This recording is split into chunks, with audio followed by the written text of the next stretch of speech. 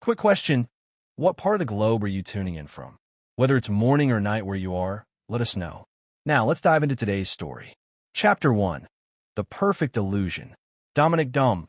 Archer had built everything with his own two hands.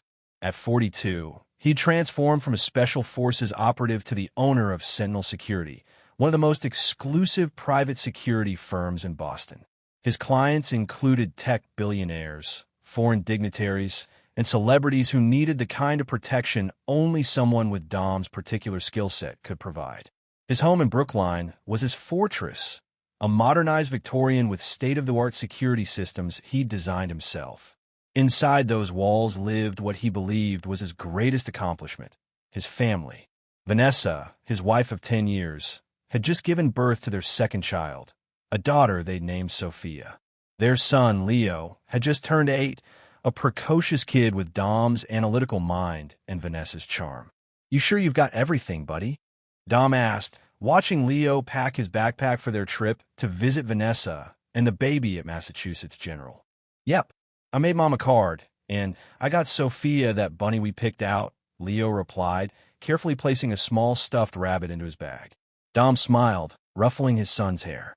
"She's a little young for stuffed animals, but I think she'll appreciate the gesture when she's older." The drive to the hospital was filled with Leo's excited chatter about becoming a big brother.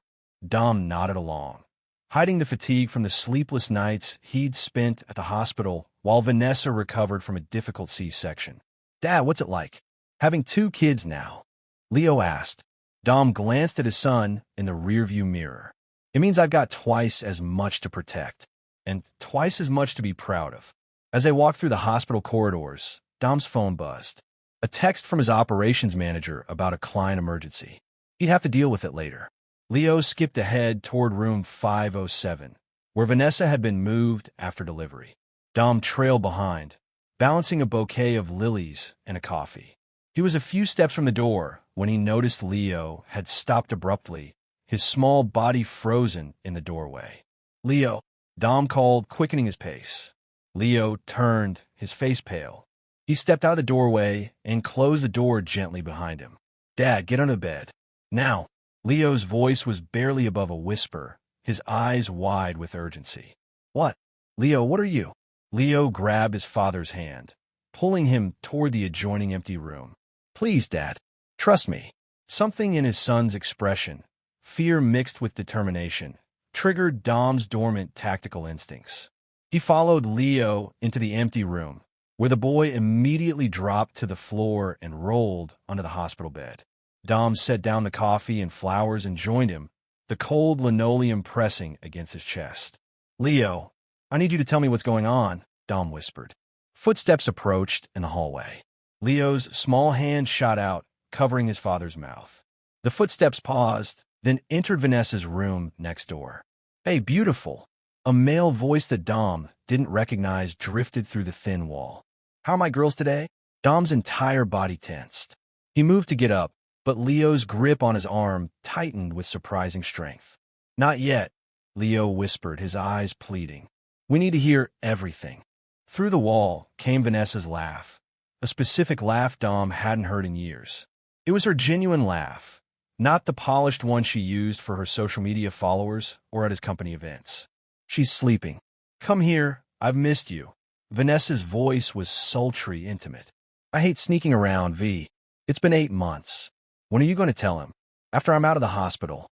I've got it all planned. By next week, he'll be out of the picture. I still don't like the plan, babe. It feels wrong." "You worry too much, Preston. Trust me, with what I have on him, he'll disappear quietly. No messy divorce, no custody battle. Just a clean break and a nice fat settlement to start our new life." "And Leo?" "We talked about this. I can't replace his dad. You already have. Leo adores you. He's barely spent time with Dom this year, with all his work trips." Dom felt a cold wave wash over him. He looked at his son, who was silently crying now, tears streaming down his cheeks. Leo wasn't surprised by any of this. He had known. "I'm going to grab coffee," the man Preston said. "Need anything?" "Just hurry back," Vanessa purred. The footsteps receded. Leo finally released his grip on Dom's arm. "I didn't know how to tell you," Leo whispered, his voice cracking. She said you didn't love us anymore, that you were staying away on purpose. Dom's world was crumbling around him, but his son's tear-streaked face became his anchor. He'd deal with the rage later. Right now, his son needed him. How long have you known? Dom asked gently. Since my birthday. He was at the party. Mom said he was just her photographer, but later, I saw them kissing in the garden when everyone was gone. And the baby? Leo shook his head. I don't know. But yesterday, when you were at work, I heard Mom telling him that they'd be a real family soon. All four of them. All four of them. The implication hit Dom like a physical blow. Sophia might not be his daughter. Leo, listen to me, Dom said, his voice steady despite the hurricane inside him. What you did today was brave. You protected me when I didn't even know I needed protection. I will never forget that. Are you mad? Leo asked, wiping his tears. Not at you. Never at you, Dom promised. Now, we're going to leave quietly, and we're going to figure this out together. Okay. Leo nodded. Okay, Dad. As they slipped out of the hospital, Dom's mind was already calculating, planning. Vanessa thought she had something on him. She thought she could take his son and walk away with his money, his company, his legacy. She had no idea who she was dealing with. The man she'd married, the disciplined, controlled businessman, was just a facade. Beneath it waited the man he'd been trained to be, patient, ruthless, and absolutely unforgiving. The game had just begun, and Dominic Archer never played to lose. Chapter 2. Shadows and Whispers. Dom drove in silence, his knuckles white against the steering wheel. Leo sat in the back seat, staring out the window, his earlier excitement replaced by a solemn quiet that no 8-year-old should know.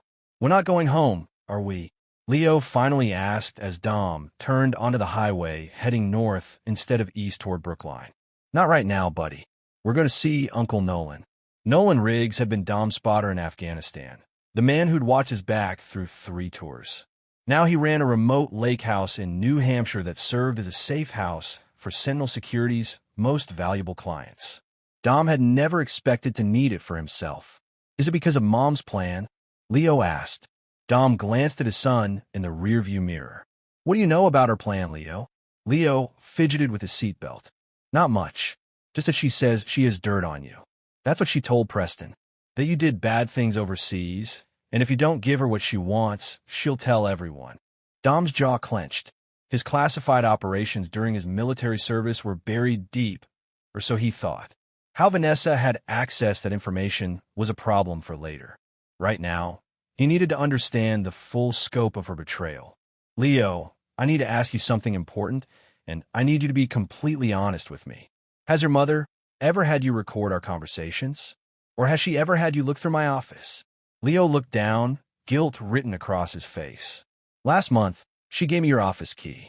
Said she needed papers for the baby's health insurance. I didn't know it was wrong. It's not your fault, Dom assured him, though his mind was racing. His home office contained old encrypted drives with mission logs. Nothing that would implicate him in anything illegal, but enough classified material that its unauthorized possession would violate his security clearances and potentially destroy Sentinel Security's government contracts. The drive to New Hampshire took 3 hours. By the time they pulled up to the lakeside cabin, the sun was setting, casting long shadows across the water. The cabin looked rustic from the outside, but Dom knew it housed a comprehensive security system and a communications setup that rivaled military command centers. Nolan emerged from the cabin, tall and wiry with a salt and pepper beard. His face broke into a smile when he saw Leo, but his eyes were questioning when they met Dom's. The Eagle has landed, Dom said, using their old code for an unexpected threat. Nolan's expression hardened. Without missing a beat, he turned to Leo. Hey, champ, I got a new game system inside with all the latest titles. Why don't you check it out while your dad and I catch up? Once Leo was settled inside with headphones on, Dom and Nolan sat on the cabin's deck, the security perimeter already activated. Start from the beginning, Nolan said, sliding a glass of bourbon across the table. Dom recounted everything. The hospital scene, the conversation they overheard, and what Leo had revealed during the drive. Jesus Christ, Nolan muttered. The baby might not be yours. I won't know until I get a DNA test. But that's not my priority right now. Vanessa mentioned having something on me, something about my military service. I need to know what she has and who else knows. Nolan nodded, his expression grim. Preston, you mentioned that name. Got a last name? No, but Vanessa called him her photographer. Shouldn't be hard to find. Preston Davenport, Nolan said, already scrolling through his phone. I vetted all your household contacts, remember? Vanessa hired him 8 months ago to manage her social media presence. Former fashion photographer, divorced twice. No criminal record, but has a history of financial problems. Dom took a long sip of bourbon, letting the burn in his throat focus his thoughts. I need surveillance on both of them.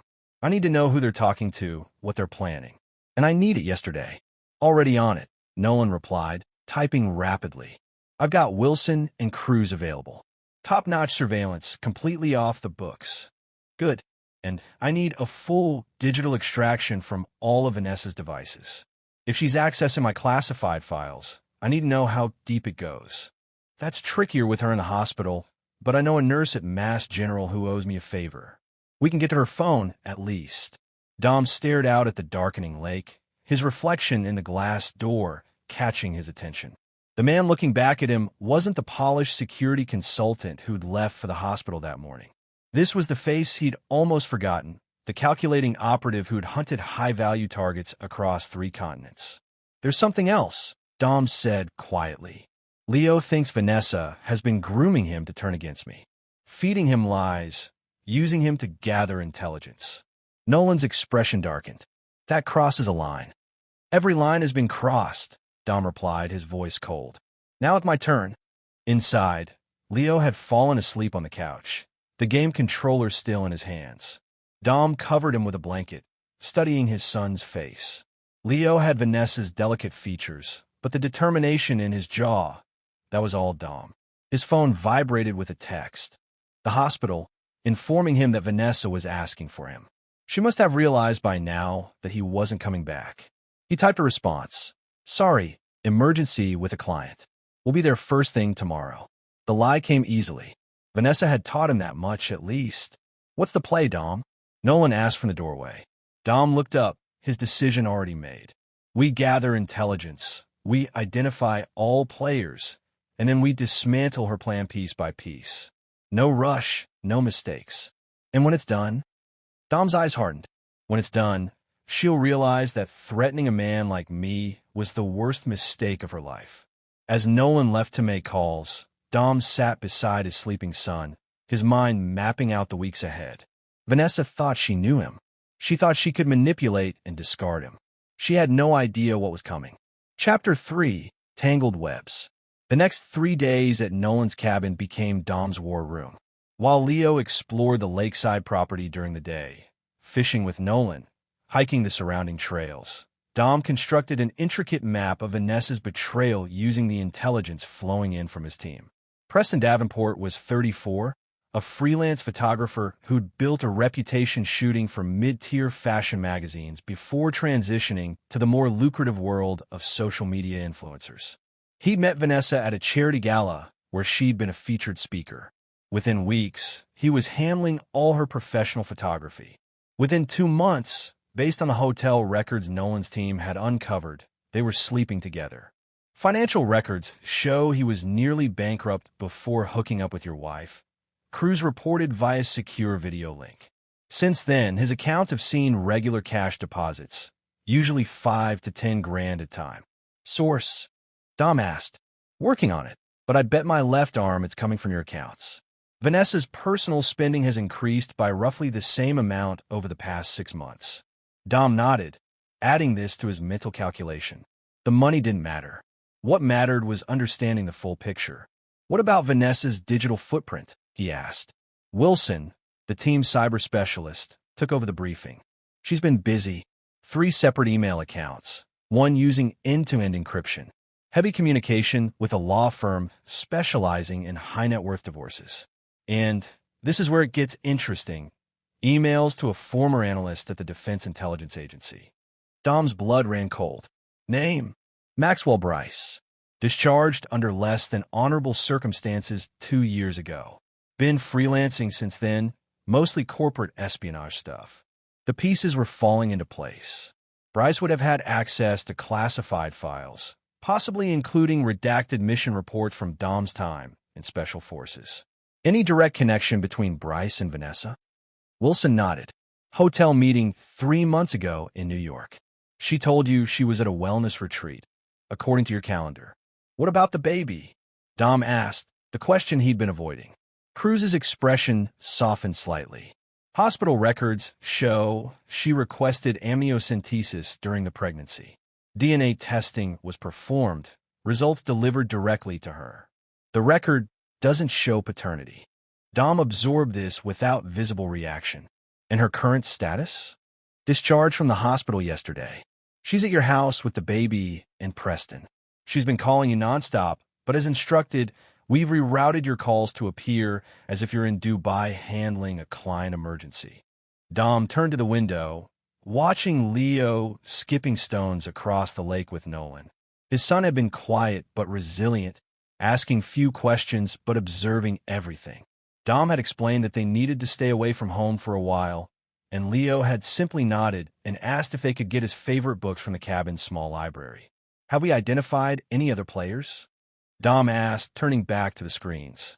One more of interest, Wilson replied. Vanessa's sister, Laurel Montgomery. Previously estranged, but they've reconnected intensely over the past year. Laurel's husband is a senior partner at Blackstone and Gray, the law firm that handle my business contracts, Dom noted, another piece clicking into place. Laurel's husband would have had access to Sentinel Securities' financial structure, client lists, and valuation. Exactly. And Laurel has been staying at your guest house for the past week, allegedly to help with a new baby. Dom's phone buzzed with a text from an unknown number. He glanced down at the message. I know what you're doing. We need to talk. For Leo's sake. Preston. It had to be. We got contact, Dom announced, showing the message to his team. Preston's reaching out independently. Could be a trap, Nolan warned, having just entered the room. Vanessa could be using him to locate you. Or he's getting cold feet, Dom countered. Either way, it's an opportunity. The decision crystallized in his mind. It was time to begin the first phase of his response. Set up a meeting, Dom instructed. Public place, surveillance in position. Let's see what Preston has to say when he's not hiding behind my wife. For hours later, Dom sat in a booth at a roadside diner just south of the New Hampshire border. The location had been chosen carefully, public enough to be safe, remote enough to avoid recognition. Cruz was positioned at the counter, posing as a long-haul trucker. Wilson monitored the scene from a van in the parking lot. Preston arrived 10 minutes late, his expensive leather jacket and designer stubble looking out of place among the diner's working-class clientele. He slid into the booth across from Dom, his eyes darting nervously around the restaurant. I wasn't sure you'd come, Preston said, his voice holding a slight tremor. Dom studied him silently, noting the dark circles under his eyes, the way his hands couldn't quite keep still. This wasn't a man enjoying his triumph. This was a man who'd realized he was out of his depth. Let's be clear about something, Dom finally said, his voice coldly pleasant. The only reason you're sitting across from me, instead of waking up in an unmarked room, is because my son cares about what happens to his mother. So speak carefully and speak quickly. Preston swallowed hard. It wasn't supposed to go this far. I didn't know about Bryce, about the files. That was all Vanessa's idea. What files exactly? Operational reports. Something about a mission in Kandahar that went wrong. Civilian casualties that were covered up. She said it was enough to destroy you professionally if it got out. Dom's expression remained neutral, but internally, he felt a surge of cold rage. Operation Blackstone had been a hostage extraction that went sideways when faulty intelligence led them into a civilian area. The casualties had been tragic but unavoidable, and no cover-up had occurred. The mission reports had been classified to protect sources, not to hide wrongdoing. And the baby? Dom asked. Preston looked down. I don't know. She never told me, for certain. But the timing works both ways, Dom finished for him. Why are you here, Preston? What do you want? I want out, Preston admitted, his voice barely above a whisper. This isn't who I am. I take pictures, I don't destroy families. But Vanessa, she's changed. Whatever she's planning now, It's bigger than just leaving you. She talks about taking everything, your company, your reputation, your freedom. Dom leaned forward slightly. And you think warning me makes up for sleeping with my wife and helping her plot against me? Preston shook his head. No, nothing makes up for that. But Leo deserves better than to be used as a pawn in whatever game Vanessa's playing. And that baby, no matter who the father is, deserves better too. For a moment, Dom saw something genuine in Preston's eyes. Fear, yes, but also remorse. It changed nothing about what Dom intended to do, but it provided useful information. Preston was weak. He could be leveraged. If you want to help Leo, then here's what you're going to do, Dom said, sliding a small device across the table. This goes in Vanessa's home office, behind a third book on the top shelf. Her sister Laurel will be visiting her there tomorrow afternoon, according to their text messages. I want to hear everything they say. Preston stared at the device, then back at Dom. And then what? Then we'll talk again about how you can start making amends. For now, go back and pretend this meeting never happened. Can you do that? Preston nodded, pocketing the device with shaking hands. She underestimates you, he said quietly. She thinks because you've been playing the respectable businessman for so long, you've forgotten who you really are. Dom allowed himself a small, cold smile. Everyone makes mistakes, Preston. Hers was forgetting that the man she married was never just a businessman. As Preston left the diner, Dom remained seated, stirring his untouched coffee. Phase 1 was in motion. Divide and conquer, the oldest strategy in warfare. Turn Vanessa's conspirators against each other, gather intelligence, and prepare for the moment when all the pieces were in position. Later that night, as Dom tucked Leo in a bed at the cabin, his son looked up at him with those perceptive eyes that seemed to see everything. Are we going to be okay, Dad? Leo asked. Dom sat on the edge of the bed, choosing his words carefully. Yes, we are, but things are going to change. Mom has made some choices that mean we can't be a family the way we were before. Because of Preston? Partly, but also because she's not being honest, and families need honesty to work properly. Leo was quiet for a moment, processing this. Is the baby still my sister, even if she's not your baby? The question hit Dom like a physical blow, but he kept his expression gentle. Yes, Leo. Sophia will always be your sister, no matter what. And you'll always be my son. Nothing and no one will ever change that. Leo nodded, seemingly satisfied. Mom said you'd abandon us. But you wouldn't do that, would you? Not even if you were really angry. Never, Dom promised, the word carrying the weight of an oath. I will never abandon you, Leo. That's a promise, and I don't break my promises. As Leo drifted off to sleep, Dom stood by the window, watching the moonlight on the lake. His son's trust was a responsibility that outweighed everything else. It would guide his actions in the days ahead, not to soften his response to Vanessa's betrayal, but to ensure that when the dust settled, Leo would understand that his father had acted with justice, not mere vengeance. The listening device Preston had planted would activate tomorrow. By nightfall, Dom would know exactly what Vanessa and her sister were planning. And then, the real work would begin. Chapter 4. The Architect's Blueprint. They're calling it Operation Phoenix, Wilson reported, pushing a transcript across the cabin's dining table, now covered with laptops and surveillance equipment. Vanessa and her sister spent 2 hours yesterday outlining the whole thing. Dom scanned the transcript, his expression darkening with each page. The plan was elegant in its cruelty. Allegations of military misconduct would force the Pentagon to open an investigation into Dom's past operations, freezing government contracts with Sentinel Security. Meanwhile, rumored connections to foreign assets would trigger a security clearance review, effectively crippling Dom's ability to operate while the investigation was ongoing. With Sentinel Security in free fall, Vanessa would file for divorce, claiming emotional distress and endangerment, leveraging the security investigation to portray Dom as unstable and dangerous. The custody battle would be rigged from the start, with Laurel's husband's law firm providing falsified psychological assessments, suggesting Dom's military background made him an unfit parent. They've been setting this up for over a year, Nolan observed, reading over Dom's shoulder. The planning, the positioning, bringing in Bryce to access classified material. This isn't just an affair that got out of hand. No, Dom agreed, his voice devoid of emotion. This is methodical. And Vanessa isn't the architect. Laurel is. The transcript revealed Laurel as the mastermind, guiding her sister through each phase of the plan. It was Laurel who had connected Vanessa with Bryce. Laurel who had coached her on which accounts to drain and which assets to leverage. The question is why, Cruz said. What does Laurel get out of destroying you? Dom turned to the last page, where Vanessa had asked her sister that very question. Laurel's answer was illuminating.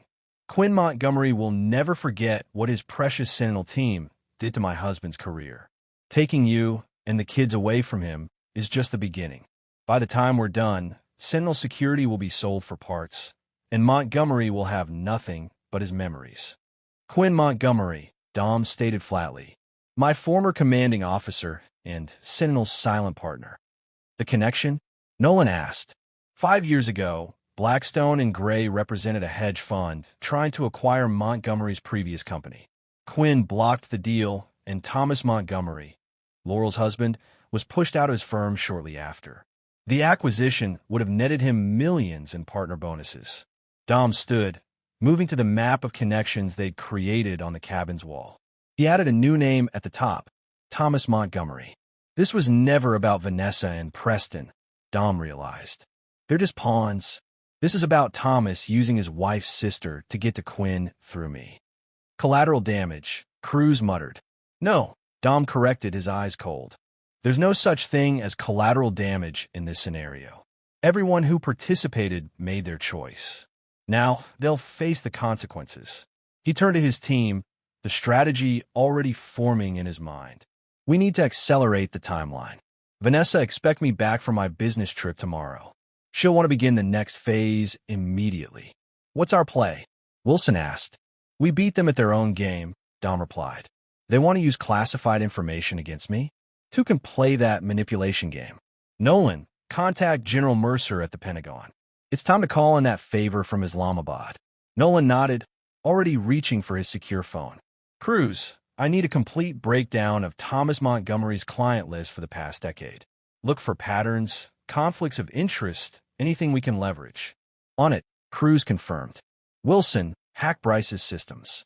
I want every file he accessed, every communication regarding Operation Phoenix. Dom paused, looking at the silent baby monitor on the table. Leo was napping upstairs, exhausted from a morning spent helping Nolan repair the cabin's dock. There's one more component, Dom continued, his voice softer. I need absolute confirmation about Sophia's paternity. Not for leverage, I won't use a child that way, but because I need to know every variable in play. Later that afternoon, Dom sat with Leo on the cabin's porch swing, watching a thunderstorm roll across the lake. The boy had been asking more questions lately, trying to piece together why they weren't going home, why his mother wasn't calling him directly. Dad, are you and Mom getting a divorce? Leo finally asked, the question that had clearly been weighing on him. Dom didn't sugarcoat it. Yes, Leo, your mother and I won't be married anymore. Leo absorbed this, then asked, is it because of what we heard at the hospital? Partly, but sometimes people change and want different things. Your mother has made choices that mean we can't be together anymore. Will I still see her? Dom hesitated, knowing that the coming weeks would determine the answer to that question. That's something we'll have to figure out. But no matter what happens, I'll make sure you're safe and happy. Leo leaned against his father's side. I'm glad I told you. About Preston. Mom said it was our secret, but it felt wrong. Dom put his arm around his son. You did the right thing, Leo. Always remember that the truth might be difficult, but it's always braver than hiding behind lies. By evening, the pieces of Dom's counterstrike were falling into place. General Mercer had agreed to issue a statement confirming that all operations conducted by Dom's unit had been fully investigated and cleared, effectively neutralizing Bryce's stolen files before they could be weaponized. Cruz had uncovered 3 instances where Thomas Montgomery had represented both sides of an acquisition through shell companies, a clear ethical violation that could cost him his law license if exposed.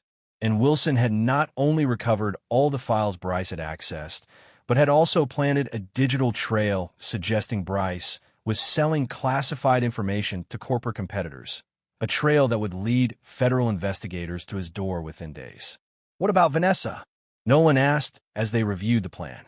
Where does she land in all this? Dom was silent for a moment. She made her choice, he finally said. She chose to use our son as a pawn. She chose to threaten my freedom and reputation. She chose to align herself with people willing to destroy lives for revenge and profit. So she goes down with them, Nolan concluded. She faces the consequences of her actions, Dom corrected, just like everyone else involved.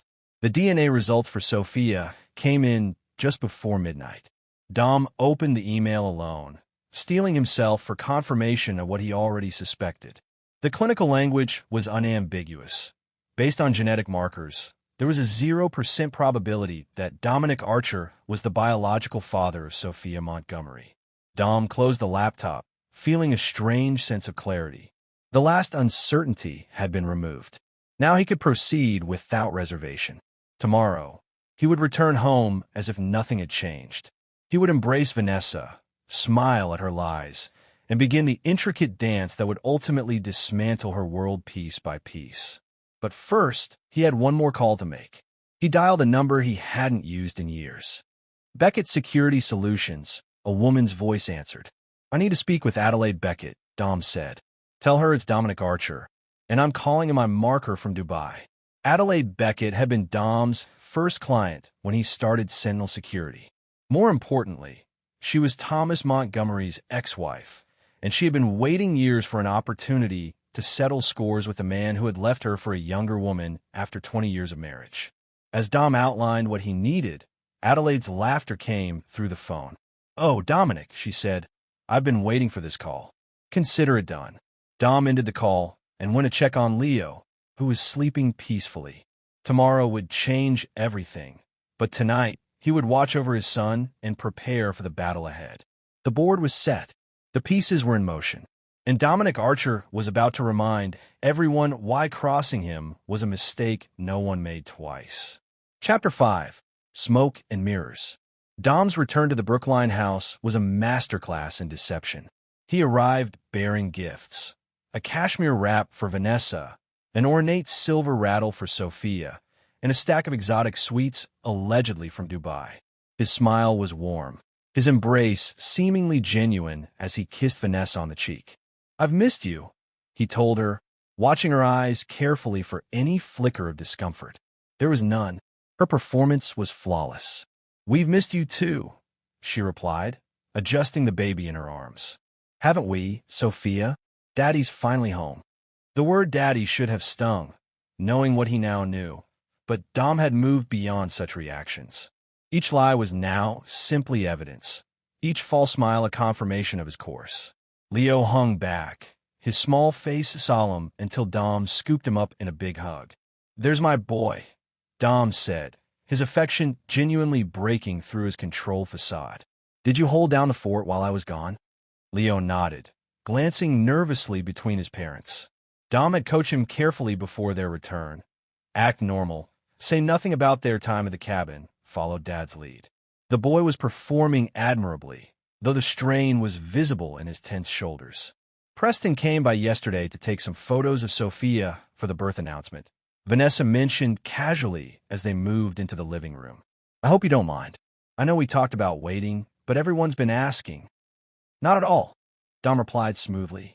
We should showcase our beautiful family. Vanessa's slight hesitation was nearly imperceptible, but to Dom, who was watching for any reaction, it spoke volumes. She hadn't expected him to be so accommodating. How was Dubai? She asked, changing the subject. The Al Hamrani contract must be huge if it needed your personal attention. Dom launched into a detailed account of a negotiation that had never happened, with people who didn't exist, painting a picture of a massive security contract that would transform Sentinel's market position. Each fabricated detail was designed to feed Vanessa's expectations, that Dom was focused on business, oblivious to her machinations. You seem different, Vanessa observed later that evening as they prepared for bed. More relaxed. Dom gave her a tired smile. Maybe I am. Being away gave me perspective. Family is what matters, Vanessa. The company, the contracts, they're just means to an end. A flash of concern crossed her face. This wasn't the workaholic she'd planned to portray in divorce court. This was a devoted family man who prioritized his wife and children. That's wonderful, she managed, her smile not quite reaching her eyes.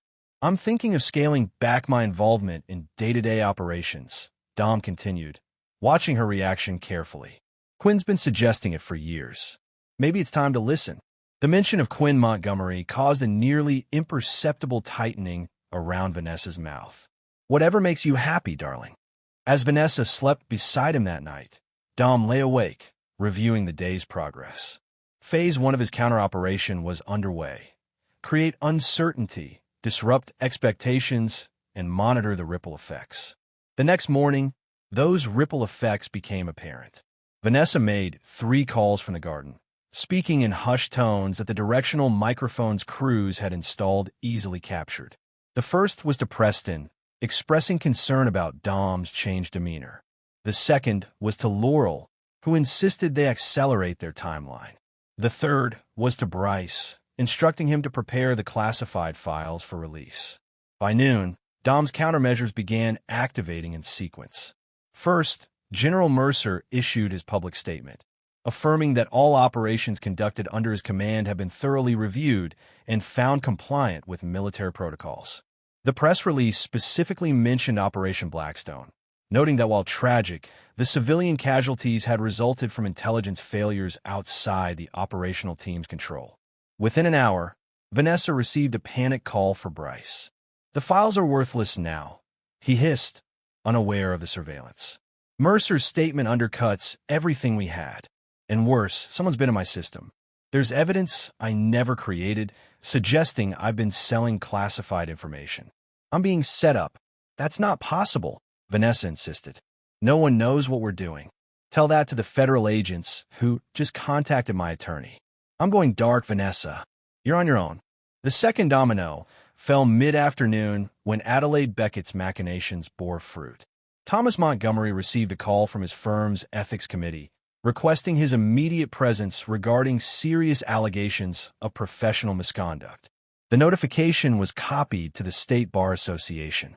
By evening, Laurel was frantically calling Vanessa, their carefully constructed plan unraveling strand by strand. "It's all connected," Laurel ranted, her voice shrill with panic. "Someone knows, Vanessa. Someone's systematically dismantling our entire operation." Dom listened to the recording later that night in his home office, a glass of bourbon in hand, a satisfied smile playing at his lips. The chaos he'd orchestrated was proceeding exactly as planned. A soft knock at the door interrupted his thoughts. Leo stood in the doorway, clutching his stuffed dinosaur. "Can't sleep, buddy?" Dom asked, quickly shutting down the surveillance feed. Leo shook his head. "Mom's crying in her room. I heard her on the phone, saying everything's falling apart." Dom patted the leather sofa beside him, and Leo climbed up, leaning against his father's side. "Things are going to be confusing for a while," Dom explained gently. "Remember what I told you at the cabin? About how sometimes people make choices that have consequences. And now Mom's facing consequences?" Leo asked, his young mind grasping concepts well beyond his years. Dom nodded. "Yes. And so are the people who helped her make those choices. Are you making the consequences happen, Dad?" The directness of the question gave Dom pause. He considered deflecting, offering his son a comforting lie, but he'd promised Leo honesty. "Yes, Leo, I am. When someone tries to hurt you or the people you love, you have a right to defend yourself. What I'm doing is making sure that no one can hurt us again." Leo was quiet for a moment, processing this. "Is it like in my video games? The bad guys get defeated, and then the game is over." Dom stroked his son's hair. "Real life is more complicated than games, Leo. But in a way, yes. The people who try to hurt us won't be able to try again." "Good," Leo said firmly. "I don't like secrets and lies." "Neither do I, buddy. Neither do I." The next phase of Dom's plan activated at precisely 9 a.m. the following morning. As Vanessa was feeding Sophia in the nursery, her phone buzzed with an incoming email. Dom, monitoring her reaction through a hidden camera, watched her face drain of color as she opened the attachment. The email contained complete transcripts of her conversations with Preston, Laurel, and Bryce. Conversations detailing every aspect of Operation Phoenix. It was accompanied by a single line of text. "The game is over, Vanessa. Time to discuss terms." She was on her feet immediately, storming through the house in search of Dom. She found him in the kitchen, calmly making coffee as if it were any ordinary day.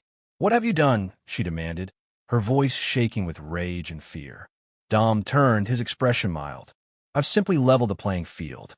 "Coffee. Stop it," she snapped. "Those transcripts. How did you get them? Have you been spying on me?" "Just as you've been spying on me," Dom replied, his calm unnerving her further. "The difference is, I'm better at it." "You can't prove anything," she tried, but the tremor in her voice betrayed her certainty. "Can I?" Dom placed his coffee mug down and leaned against the counter. "Maxwell Bryce is being investigated for selling classified information. Thomas Montgomery is facing disbarment for ethical violations. Preston's financial records show he's been receiving regular payments from our joint account, payments you authorized without my knowledge. And then there's the matter of Sophia's paternity." Vanessa's face went completely white. "Ow!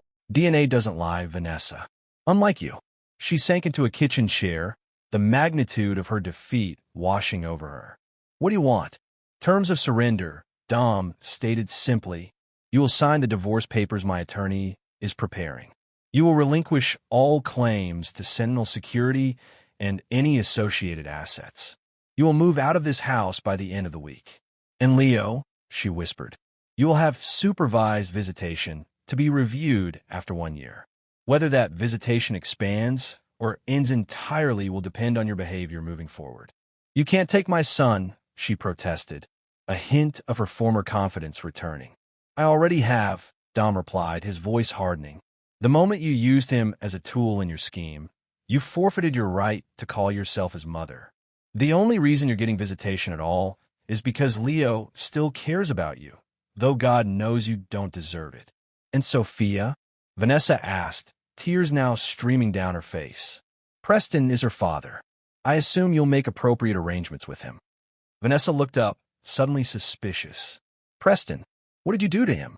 Dom smiled, a cold expression that never reached his eyes. "Nothing he didn't deserve. You'll find he's had a change of heart about many things, including his willingness to testify against you if these matters ever reach a courtroom." The final piece of Dom's strategy had been the simplest: financial leverage. Preston, always motivated by money and status, had folded immediately when presented with evidence of his complicity in fraud, coupled with an offer of immunity and a generous consultation fee if he cooperated fully with Dom's plan. "This isn't over," Vanessa said, but her voice lacked conviction. "It was over the moment Leo heard you and Preston at the hospital," Dom replied. "You just didn't know it yet." As Vanessa stormed out of the kitchen, Dom returned to his coffee, satisfaction warming him more than the hot liquid. Phase 2 was complete. The enemy was routed, their resources scattered, their alliance broken. Phase 3 would begin tomorrow, rebuilding what mattered, discarding what didn't, and ensuring that those who had betrayed him understood the full measure of their mistake. In war, victory was measured by territory gained or enemies killed. In Dom's world, victory would be measured by the security of his son, the preservation of his legacy, and the complete dismantling of those who had dared to threaten what was his. By those metrics, victory was already his. What remained was simply ensuring that the lesson would never be forgotten. Chapter 6: Controlled Demolition. The next 48 hours unfolded like a military operation.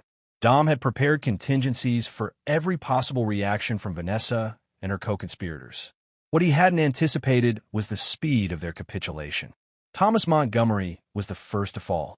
Faced with irrefutable evidence of ethical violations that Adelaide Beckett had meticulously documented during their marriage, he resigned for his law firm before the ethics committee could officially convene. By noon, he had boarded a private flight to an undisclosed location, leaving Laurel to face the wreckage alone. Laurel broke next, calling Vanessa in tears from the back seat of an Uber, her belongings hastily packed in suitcases beside her. Thomas is gone, she sobbed, unaware that her call was being monitored. He cleaned out our accounts and left me with nothing. So I was on my own. Vanessa, what we do now? Vanessa's response was coldly pragmatic. We stick to the plan. Dom may have outmaneuvered us for now, but we still have leverage. Leo adores Preston, and we can use that in court. Dom, listening from his study, smiled grimly. Vanessa still didn't understand that the game was over, that every move she might make had already been anticipated and countered. Preston was the next piece to be removed from the board.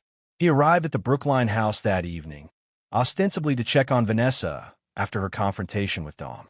In reality, he was there to execute the final part of his agreement with Dom. The conversation, captured by the house's surveillance system, was brief and devastating. I can't do this anymore, Preston told Vanessa, his voice cracking with what sounded like genuine remorse. Dom knows everything.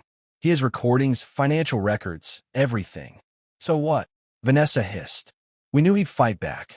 We just need to stick together and... I'm cooperating with him. Preston interrupted. I've signed an affidavit detailing the entire plan.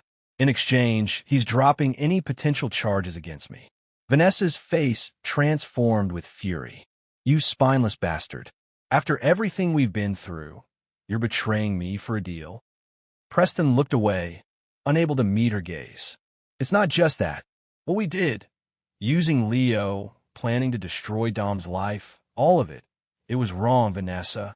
I got carried away with the fantasy of us being together. But the reality is we built this relationship on destruction. That's not a foundation for anything real. Get out, Vanessa whispered, her voice deadly calm. Get out, and don't ever come back. Sophia is my daughter, Preston protested. I have rights. Rights? Vanessa laughed bitterly. You think Dom will let you near her after what we try to do to him? You'll be lucky if he doesn't destroy you professionally, deal or no deal. From his vantage point in the study, Dom watched Preston's expression shift from guilt to fear. The photographer hadn't considered that Dom might renege on their agreement once he had what he needed. It was a leverage point Dom had deliberately left in play, the uncertainty keeping Preston compliant. After Preston left, Vanessa moved like a woman possessed, packing essential items, making frantic calls that went unanswered, and finally collapsing on her bed in defeated exhaustion.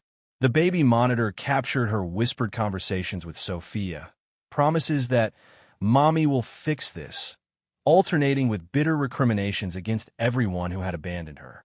Dom allowed her this night of desperation. By morning, the divorce papers would arrive, and with them, the full weight of her new reality. At breakfast, Leo watched his mother warily from across the table, sensing the tension but not understanding its source. Dom had kept him insulated from the worst of the confrontations, but children always absorbed more than adults realized. Why is everyone so quiet? Leo finally asked, looking between his parents. Vanessa attempted a smile that came out as a grimace. Mom and Dad have some things to work out, that's all. Is it about the divorce? Leo asked bluntly. Vanessa's head snapped up, her eyes accusing as they landed on Dom. You told him? I told him the truth, Dom replied calmly. Something you might try sometime. Before Vanessa could respond, the doorbell rang. Dom rose to answer it, returning moments later with a professional-looking woman carrying a leather portfolio. Mrs. Archer, I'm Catherine Palmer from Blackwell Associates. The woman introduced herself. I have some documents for you to review and sign. Dom turned to Leo. Buddy, why don't you go finish getting ready for school? I'll be up in a few minutes to help with your science project. Once Leo had left, Catherine laid out the divorce papers on the dining table. The terms were exactly as Dom had outlined. Complete separation of assets, with Vanessa receiving only what she had brought into the marriage, supervised visitation with Leo, and a confidentiality agreement that would prevent her from discussing any aspect of their marriage or divorce publicly. This is robbery, Vanessa seethed, flipping through the pages. I've given 10 years of my life to this marriage. I built Dominic's image, hosted his clients, supported his career. I deserve half of everything. You plotted to destroy him using classified information that could have landed him in federal prison, Catherine replied coolly. You conspired with others to damage his company, his reputation, and his relationship with his son. You committed financial fraud by diverting marital assets to your lover. Under the circumstances, Mrs. Archer, these terms are more than generous. And if I refuse to sign? Catherine opened another section of her portfolio. Then we proceed to court with these materials. Complete documentation of Operation Phoenix, including testimony from Preston Davenport and digital evidence recovered from Maxwell Bryce's servers. I should mention that Mr. Bryce was taken into custody this morning by federal agents. The color drained from Vanessa's face. You're bluffing. Bryce would never talk. He already has, Dom said quietly. Facing espionage charges, he's offering information on everyone involved in exchange for leniency. Your name featured prominently in his initial statement. Vanessa stared at the papers, the magnitude of her defeat finally sinking in. With trembling hands, she reached for a pen. I want to see Leo, she said after signing. Whenever I want, not just during supervised visits. That's not how this works, Dom replied. You used our son as a pawn in your scheme. You lied to him about me, tried to turn him against me. Those actions have consequences. He's my son too. Biology isn't the only measure of parenthood, Vanessa. Trust is. Love is. Putting your child's needs above your own is. Dom's voice remained steady, but his eyes were cold. You failed on all counts. As Catherine gathered the signed papers, Dom delivered his final terms. You have until Friday to remove your personal belongings from the house. A security team will escort you to ensure nothing beyond the approved list leaves the premises. After that, any communication regarding Leo will go through my attorneys. And Sophia? Vanessa asked, her voice breaking slightly. That's between you and Preston. As legally established, she's not my child. Vanessa looked up, a flicker of her old defiance returning. You won't get away with this, Dominic. People like you don't just win. Dom leaned forward, his voice dropping to a whisper. But I already have one, Vanessa. Every calculation you made was flawed. Every ally you recruited has abandoned you. Every weapon you thought you had has been neutralized. That's not luck. That's what happens when you target someone who knows how to dismantle threats incompletely. He straightened, his expression softening with something like pity. The mistake wasn't betraying me, Vanessa. It was forgetting who you were betraying. When Leo came downstairs, backpack in hand, ready for school, he found his father alone in the dining room. Where's Mom? He asked. She had to go take care of some things, Dom explained gently. She'll be moving to a new place soon. Leo absorbed this with the solemn understanding that had become characteristic of him lately. Because of the divorce? Yes, because of the divorce. Dom knelt to his son's level. Things are going to be different now, but some things will never change. I will always be here for you. That's a promise. Leo hugged his father tightly. I know, Dad. I trust you. Those 4 words, I trust you, resonated through Dom as he drove Leo to school. Everything he had done, every countermeasure and contingency, had been to protect that trust. Not just to win, but to ensure that his son would never again be used as a pawn in someone else's game. By the time Dom returned home, Vanessa had left, taking only her personal items and the baby. The house felt different, lighter somehow, as if a weight had been lifted. In his study, Dom placed a call to Quinn Montgomery, his silent partner and former commanding officer. It's done, Dom reported. The threat has been neutralized. Casualties? Quinn asked, the military terminology coming naturally to both men. None that matter, Dom replied. Thomas Montgomery has fled the country. Bryce is in federal custody. Preston has been neutralized as a threat. Vanessa is isolated and contained. And Leo? Dom glanced at the framed photo on his desk. Leo at the lake house, proudly holding up a fish he'd caught with Nolan's help. He's resilient.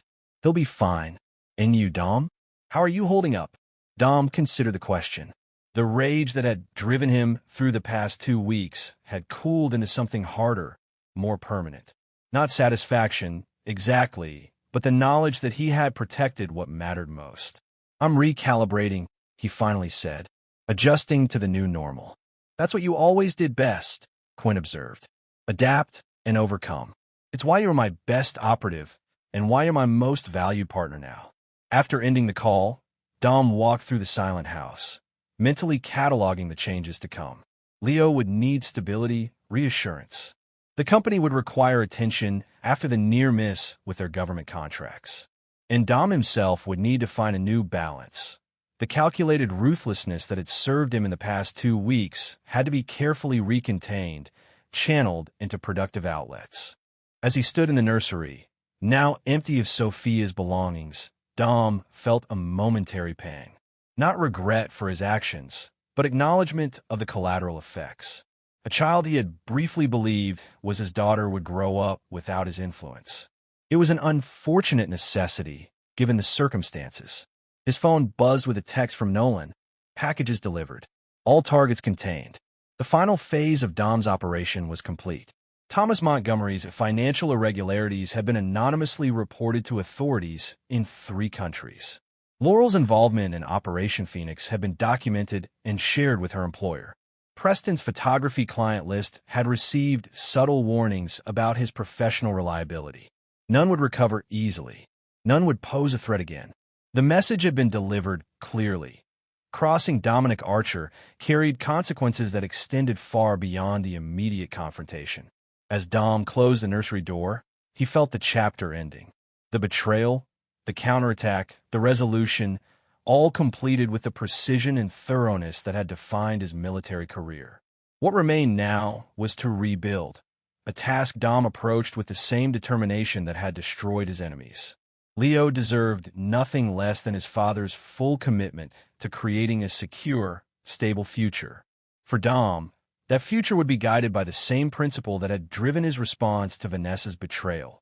Protect what matters, eliminate what threatens, and never, ever forget who you really are beneath the civilized exterior. The world had tried to make him forget. Vanessa had mistaken his control for weakness. They had all learned their lesson. Dominic Archer was many things: businessman, father, survivor. But at his core, he remained what he had always been, a man who would protect what was his with absolute, unforgiving efficiency. And that, after all, was the only reputation that truly mattered. Chapter 7. Aftershocks. 6 months after the divorce, Dom sat in his home office reviewing Sentinel Security's quarterly reports.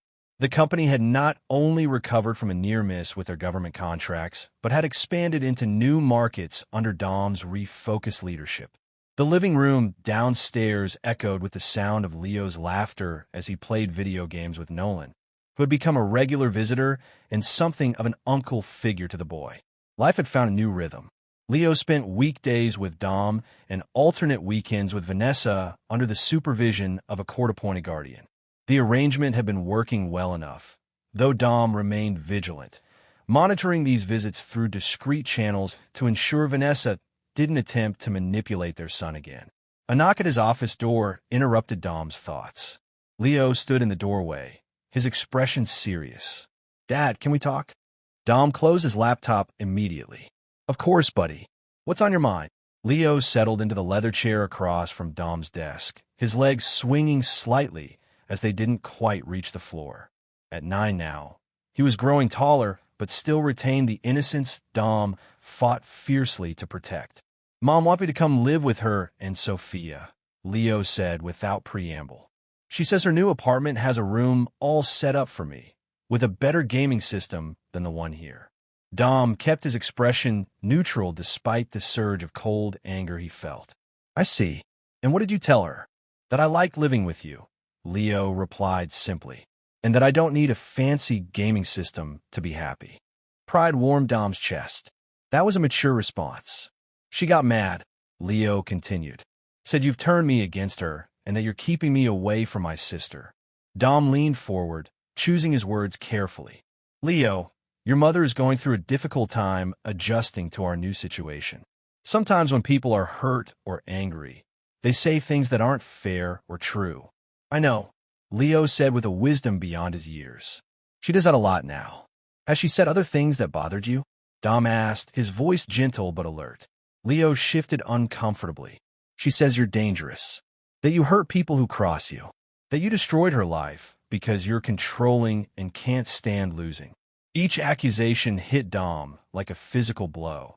not because they were true in the way Vanessa meant them, but because they held a kernel of truth he'd never wanted Leo to confront. He had dismantled Vanessa's conspiracy with ruthless efficiency. He had ensured that everyone involved paid a price. He had been utterly unforgiving.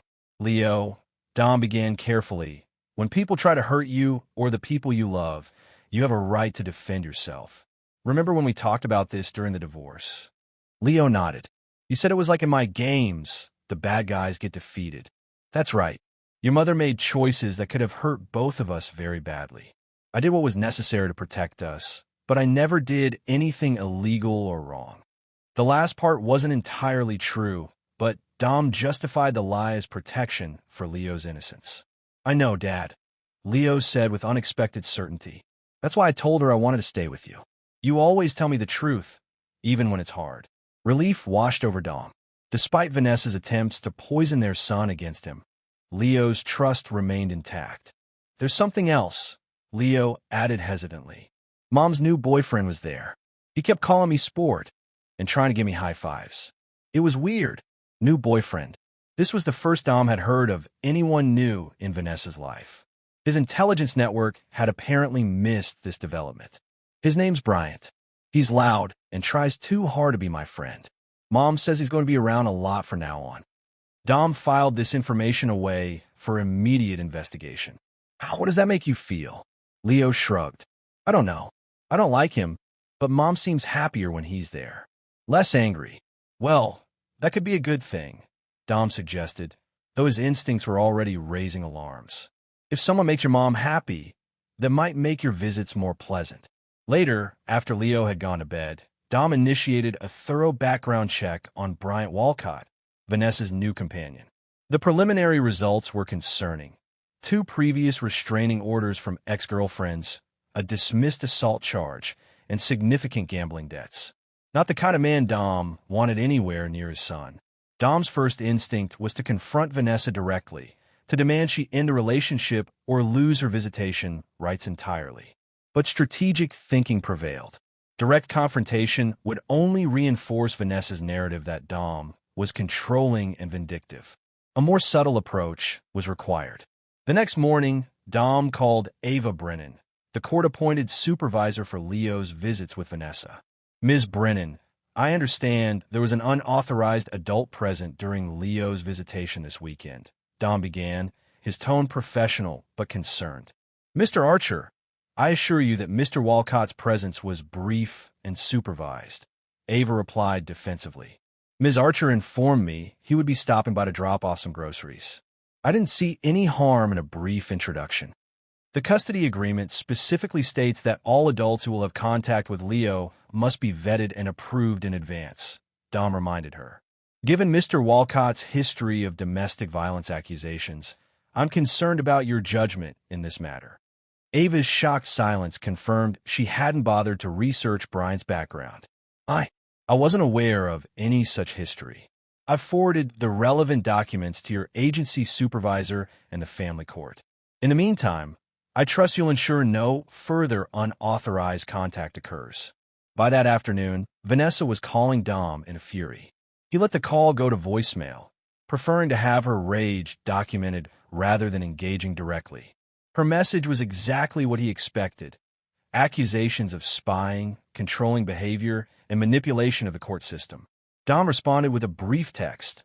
Leo's safety is my only concern. All adults in his life must meet the standards set by the court. This isn't personal. It was, of course, entirely personal, but the veneer of professional concern served Dom's purposes better than open hostility. 3 days later, Bryant Walcott was pulled over for a routine traffic stop that revealed an outstanding warrant for unpaid gambling debts in Nevada. He was taken into custody, and Vanessa was left to explain to Leo why her friend wouldn't be around anymore. Dom hadn't orchestrated the traffic stop directly. That would have been too obvious.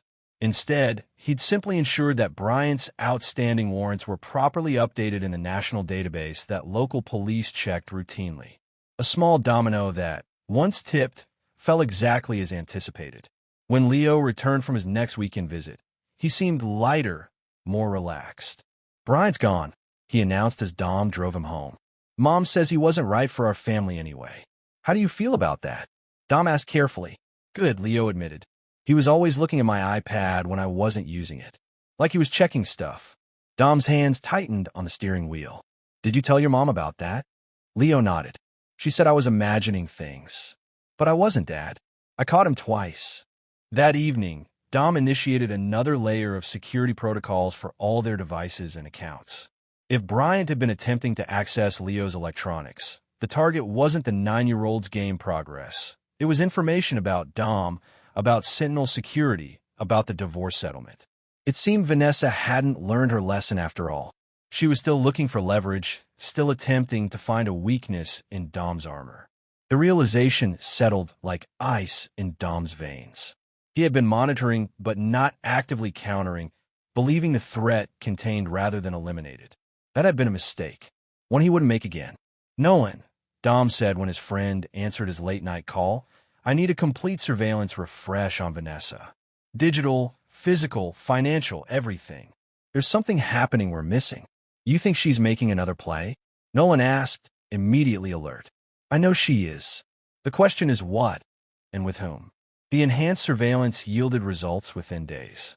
Vanessa had been in contact with Thomas Montgomery, who had resurfaced in Singapore after fleeing the country 6 months earlier. Their communications were carefully encrypted, but not carefully enough to evade Wilson's expertise.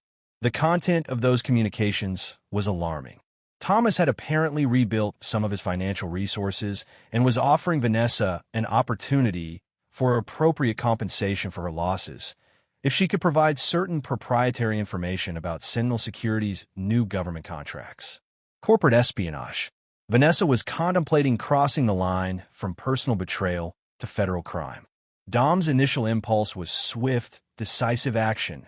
Contact federal authorities, present the evidence, have Vanessa arrested for conspiracy to commit espionage. It would solve the problem permanently. She would lose custody entirely, possibly face years in prison. But as he reviewed the surveillance logs more carefully, Dom noticed something important. Vanessa hadn't actually agreed. She was hesitant, expressing concern about the risks, especially regarding Leo. Her final message to Thomas had been telling. I've already lost too much. Leo is all I have left. I can't risk losing him completely. There has to be another way. For the first time since discovering her betrayal in the hospital room, Dom felt a flicker of uncertainty. Vanessa's concern for Leo seemed genuine, not tactical. Could she have finally recognized the consequences of her actions? Dom decided to test this theory with a calculated move. The next day, he contacted Vanessa directly. Leo tells me he'd like to bring Sophia to his baseball game this weekend, Dom said when she answered, his voice casual. I thought I could pick them both up, give you a few hours to yourself. The silence on the other end of the line spoke volumes. This would be the first time Dom had offered to have any contact with Sophia since the divorce. Why? Vanessa finally asked, suspicion evident in her voice. Because despite everything, she's Leo's sister, Dom replied simply. He misses her. Another long pause. You've never shown any interest in Sophia before. I'm not doing this for you, Vanessa. I'm doing it for Leo. After a moment, Vanessa agreed, though her tone remained wary. The weekend arrangement would provide a perfect opportunity to assess whether she was truly reconsidering her alliance with Thomas Montgomery or merely hesitating before committing to another attack. The baseball game was on Saturday afternoon, a little league match where Leo played second base with enthusiasm, if not particular skill. Dom arrived at Vanessa's apartment at noon, prepared for hostility. Instead, he found her surprisingly composed, with Sophia dressed in a miniature version of Leo's team jersey. At 15 months old, the little girl was walking now, babbling excitedly as Leo showed her his baseball glove. Thank you for doing this, Vanessa said quietly as they watched the children interact. He really has missed her. Dom nodded, observing Vanessa carefully. The polished perfection she had always maintained was somewhat diminished now. Her apartment was modest, her clothing simpler, her makeup minimal. The social media influencer persona had apparently been another casualty of the divorce. How are you, Vanessa? He asked, genuine curiosity mixing with his tactical assessment. She looked surprised by the question. Managing, she finally said, "It's been an adjustment." And Preston? Is he involved with Sophia? A flash of the old bitterness crossed Vanessa's face. Minimally. He sends child support and visits once a month. Turns out he wasn't father material after all. Dom absorbed this without comment. Preston's retreat from fatherhood wasn't surprising. The man had consistently proven himself to be self-centered and weak. "We should go," Dom said, checking his watch. Leo needs to be at the field early for warm-ups. As Dom drove with both children in the back seat, Leo chattering excitedly to Sophia about baseball, he found himself reconsidering his approach to Vanessa. If she was indeed pulling back from Thomas Montgomery's scheme out of concern for Leo, perhaps there was a less destructive solution than the legal hammer he'd been preparing to drop. After the game, which Leo's team lost spectacularly but joyfully, Dom returned the children to Vanessa's apartment. As Leo took Sophia inside to show her his old toys that he kept at his mother's house, Dom and Vanessa had a moment alone. "Thomas Montgomery contacted you," Dom said without preamble, watching her face pale with shock. "He wants information about Sentinel's contracts. Information that would constitute federal crimes if you provided it." Vanessa's hand gripped the doorframe, her knuckles white. "You're still watching me," she whispered. "I will always protect what's mine," Dom replied evenly. "The question is whether you've learned anything from the past year." Vanessa looked away, her shoulders slumping slightly. "I told him no. I know, but he'll try again. Men like Thomas don't give up easily when money is involved." "What do you want from me, Dominic?" Vanessa asked, suddenly sounding exhausted. "Haven't you taken enough? My home, my lifestyle, my reputation, what else is there?" Dom studied her, seeing past the bitterness to the fear beneath. "I want you to be a good mother to Leo. That's all I've ever wanted. Everything else, the divorce terms, the custody arrangement, those were consequences of your choices, not my vengeance." "You expect me to believe that?" Vanessa scoffed. "After how you dismantled everything and everyone connected to me? I expect you to understand that there's a difference between punishment and protection," Dom corrected. "I did what was necessary to protect myself and Leo from your scheme. Nothing more, nothing less." Vanessa was silent for a long moment. "And now, are you going to report me to the FBI for even talking to Thomas?" "That depends on you," Dom said, his voice level. "If you've truly chosen Leo over whatever Thomas is offering, then we can move forward. If not," he let the implication hang in the air. "I have chosen Leo," Vanessa said firmly, looking him in the eye for the first time. "Whatever you think of me, I love my son." Dom nodded, decision made. "Then prove it. Cut all contact with Thomas, and I'll consider expanding your visitation rights. Leo needs his mother, a mother focused on his well-being, not on revenge or money." "You do that?" Vanessa asked, disbelief evident in her voice. "After everything?" "For Leo, yes." Dom turned to leave, then paused. "But Vanessa, understand this. My forgiveness has limits. Cross me again, endanger Leo again, and there won't be another chance. I'll make what happened last time look like a gentle warning." The threat wasn't delivered with heat or anger, but with the same calm certainty that had characterized all of Dom's actions. It wasn't emotion, it was simply fact. As Dom drove home that evening, he considered the day's developments. Vanessa's apparent change of heart might be genuine, or it might be another deception. Time would tell.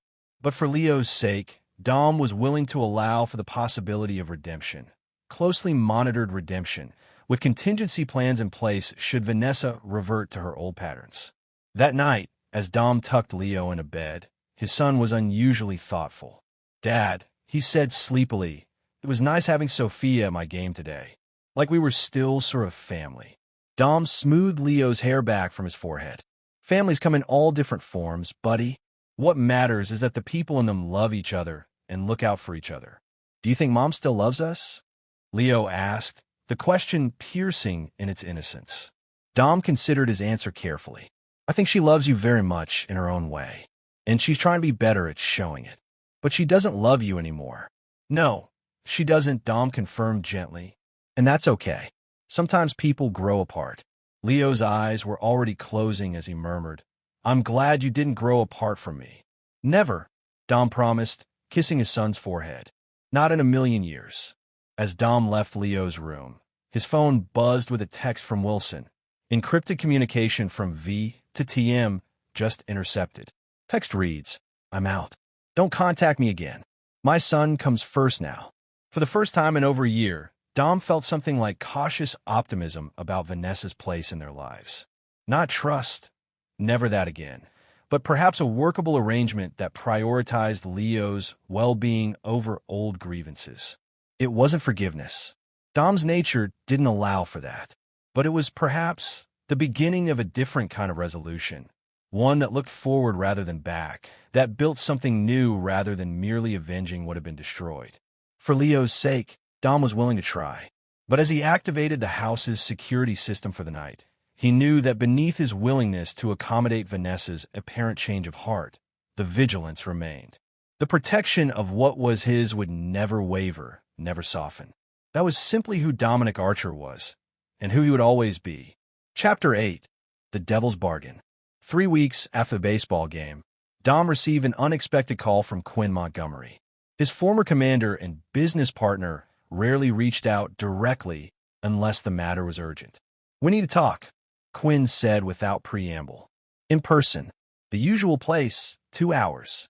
The usual place was a private room above an unremarkable Irish pub in South Boston, where Sentinel Security's most sensitive discussions took place away from potential electronic surveillance. Dom arranged for Leo to spend the afternoon with Nolan and drove to the meeting with a growing sense of unease. Quinn was already waiting when Dom arrived, nursing a glass of scotch despite the early hour. At 62, the former Special Forces colonel still maintained a military bearing, his silver hair cropped short, his posture impeccable even when seated. "Thomas Montgomery is back in the country," Quinn announced as soon as Dom sat down. "He landed at a private airfield in New Hampshire 3 days ago." Dom absorbed this news without visible reaction. Vanessa cut ties with him. He must have found another angle. Quinn's eyes narrowed slightly. "You knew she was in contact with him?" "I know everything concerning potential threats to my family or business," Dom replied simply. "She rejected his approach, so I consider the matter handled for the moment." "It's not handled." Quinn pushed a folder across the table. "This was delivered to my home address yesterday. Not my office, not Sentinel HQ, my private residence." Dom opened the folder to find a series of photographs. They showed Quinn in various locations, exiting a building in Dubai, meeting with a man in Istanbul, accepting a package in Beirut. All locations where Sentinel had conducted operations that existed in the gray areas of international law.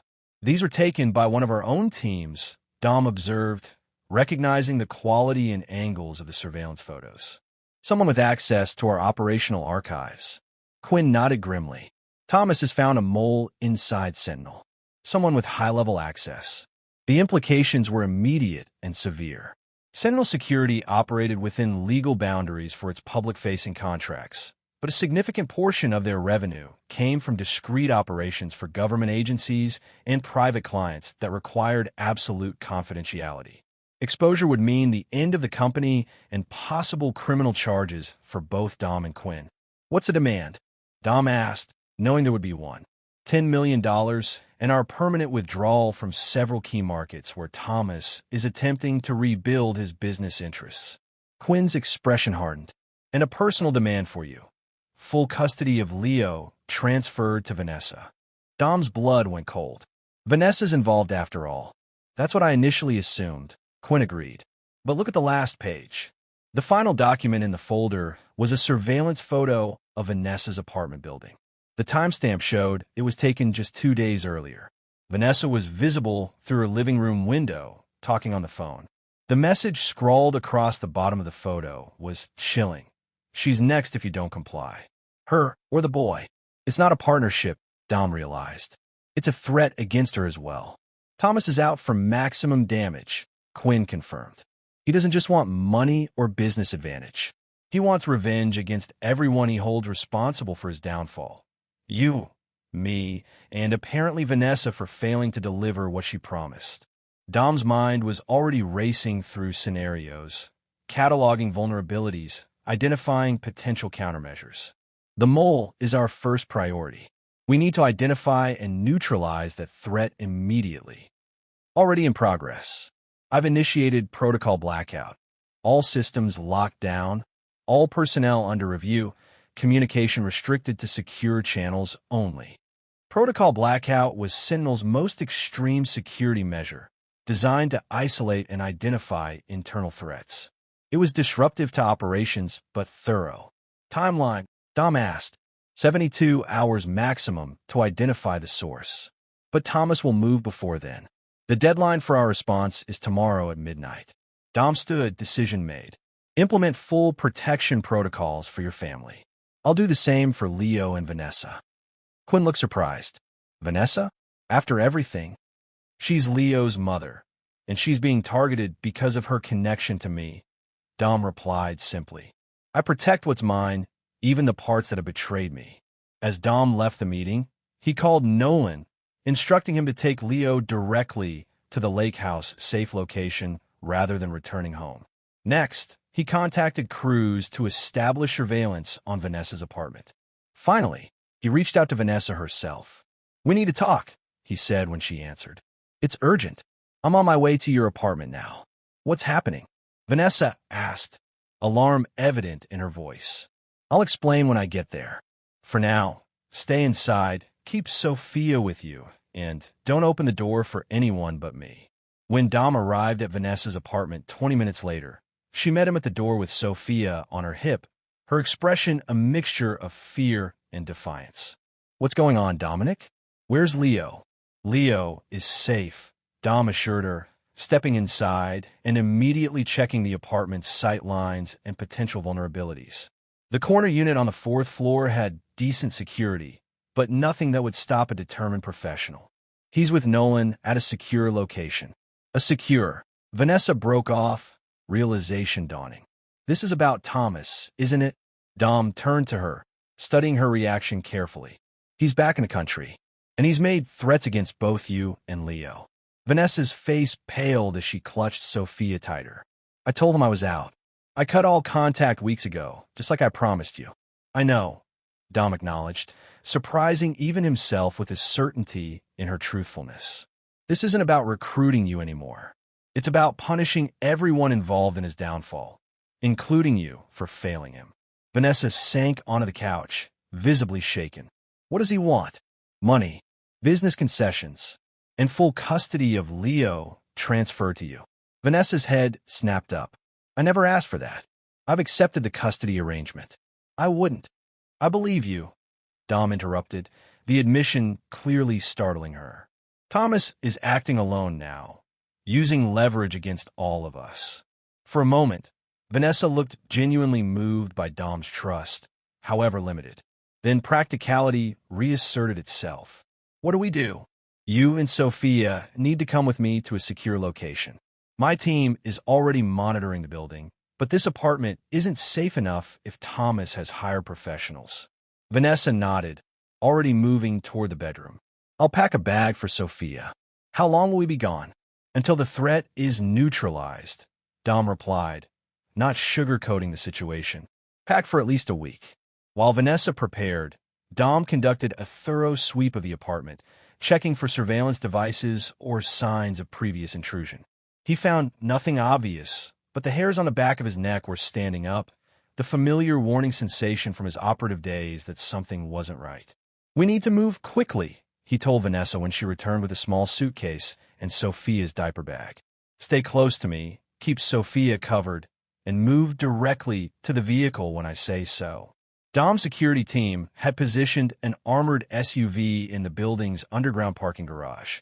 As they descended in the elevator, Dom maintained hypervigilance, one hand near the concealed weapon beneath his jacket, the other ready to shield Vanessa and Sophia if necessary. The garage was quiet, too quiet for mid-afternoon. Dom scanned the dimly lit space as the elevator doors opened, noting the absence of the usual sounds of residents coming and going. Wait, he instructed, holding Vanessa back. Something's wrong. A moment later, his suspicion was confirmed as the lights in the garage flickered and went out, leaving only the emergency exit signs glowing red in the darkness. "Back in the elevator," Dom ordered, but even as Vanessa turned, the elevator doors slid closed behind them and the car began ascending again. Someone's controlling the building systems, Dom realized, guiding Vanessa and Sophia toward a concrete support column for minimal cover. "We need an alternate exit." His phone vibrated with a text from Cruz. 3 hostiles entered garage level. Armed. Building security disabled. Back up 2 minutes out. Dom made a split-second decision. Change of plans. "We're going up, not out." He led them to the emergency stairwell, ascending quickly but carefully, Vanessa following close behind with Sophia clutched tightly against her chest. The baby, sensing the tension, remained unusually quiet. "Where are we going?" Vanessa whispered as they passed the 5th-floor landing. "The roof," Dom replied. "My team will extract us from there." 3 more flights of stairs brought them to the roof access door. Dom paused, listening for any indication of an ambush on the other side, then carefully pushed the door open.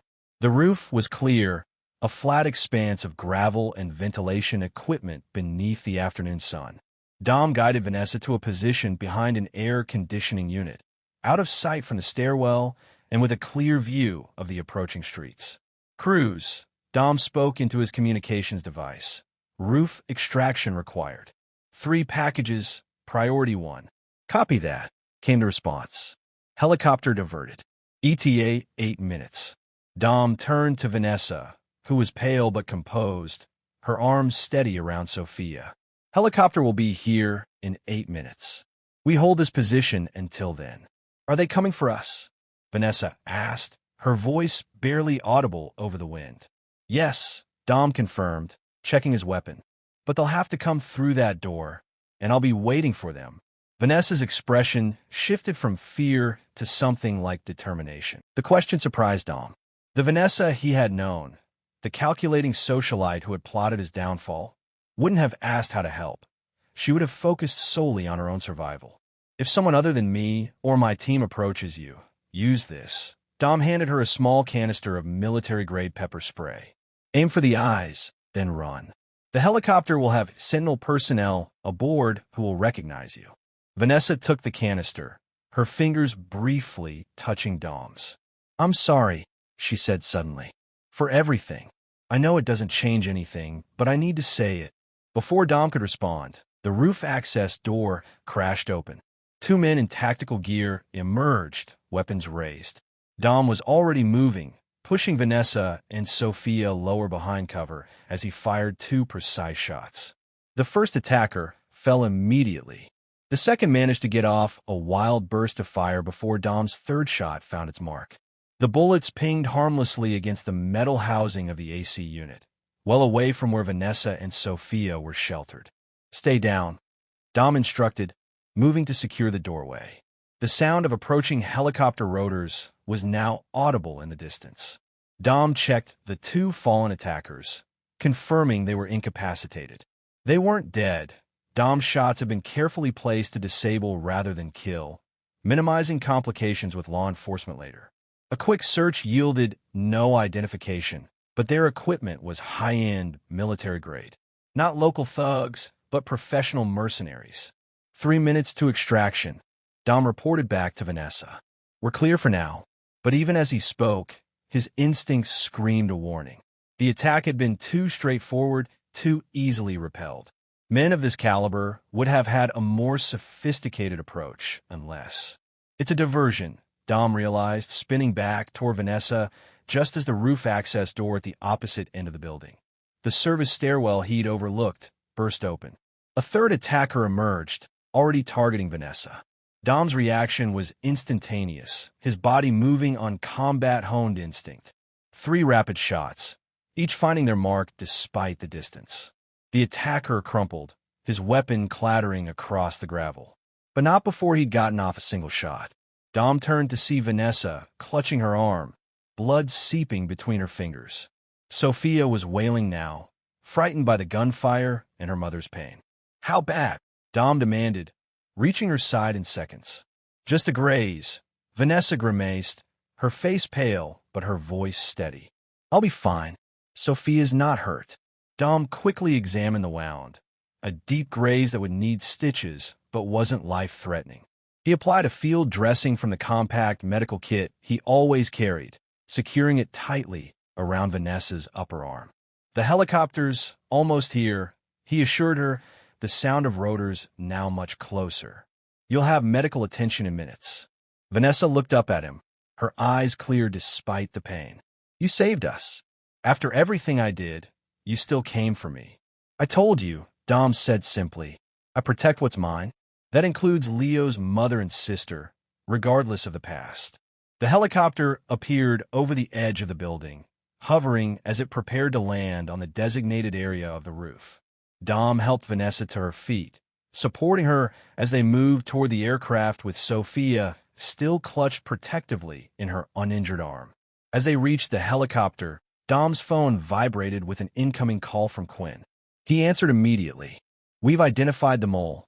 Quinn's voice was tense with controlled fury. It's Lawson. Michael Lawson was Sentinel's head of digital security, a position that gave him access to almost all operational data and surveillance archives. He'd been with the company for 5 years, thoroughly vetted and seemingly loyal. Capture, not eliminate, Dom instructed, knowing Quinn's military instincts would lean toward the permanent solution. We need to know everything he shared with Thomas. Already in progress. But there's something else. Thomas's location has been confirmed. He's at the Meridian Hotel downtown, Suite 1240. And he's not alone. Who's with him?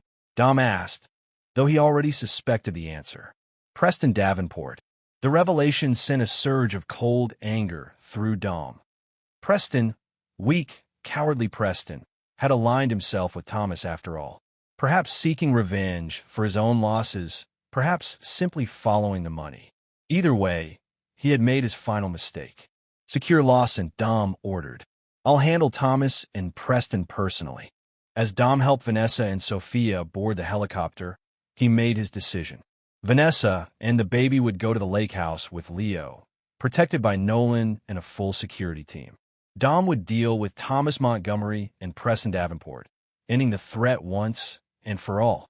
Where are we going? Vanessa asked as Dom secured her harness, the helicopter lifting off from the roof. Somewhere safe, Dom assured her.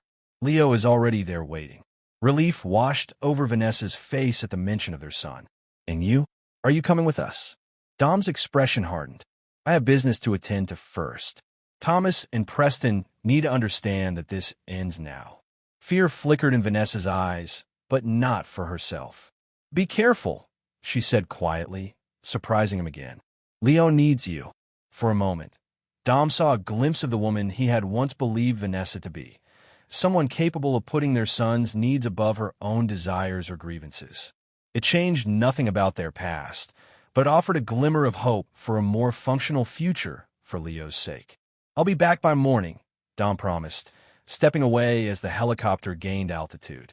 As the aircraft carried Vanessa and Sophia to safety, Dom contacted Cruz, who was waiting with a vehicle on the street below.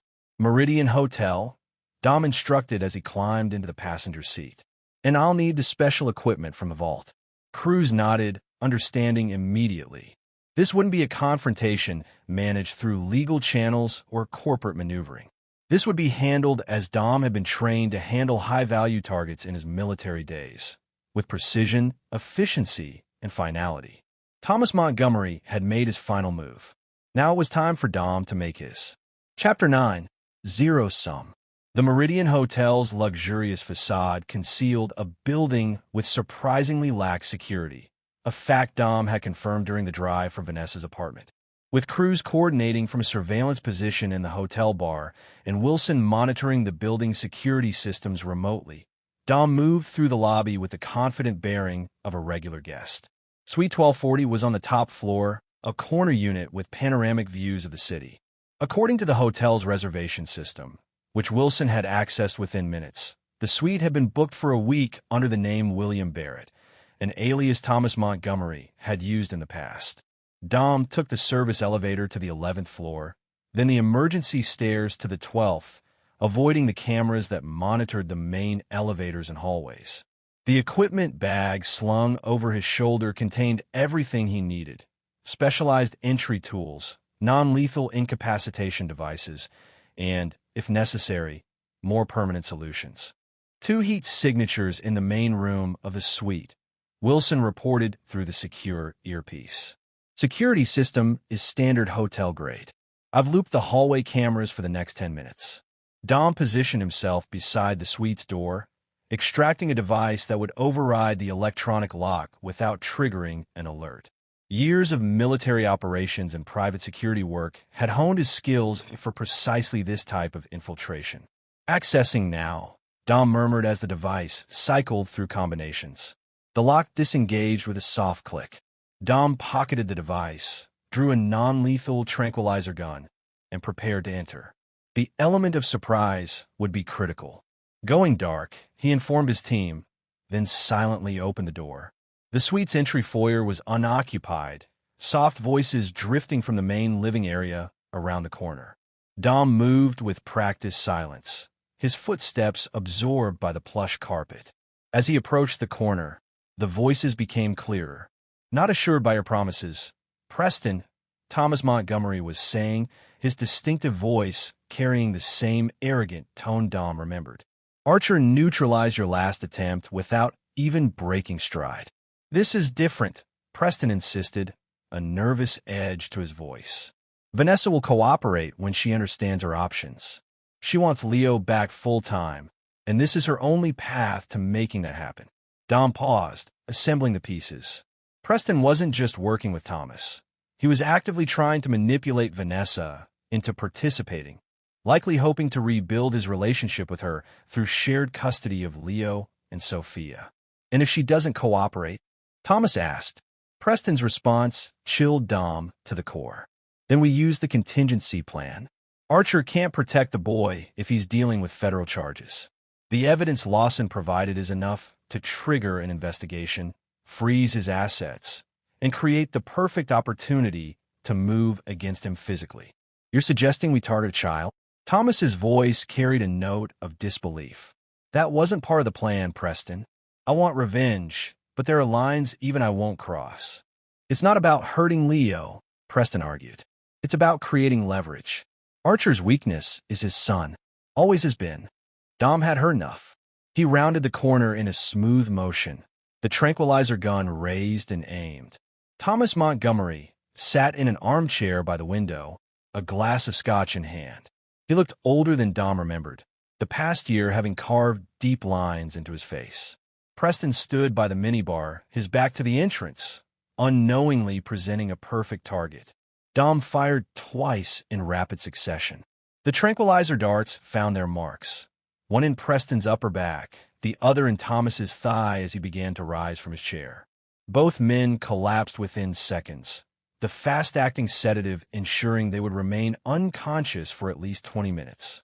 Targets secured, Dom reported to his team. Proceeding to Phase 2.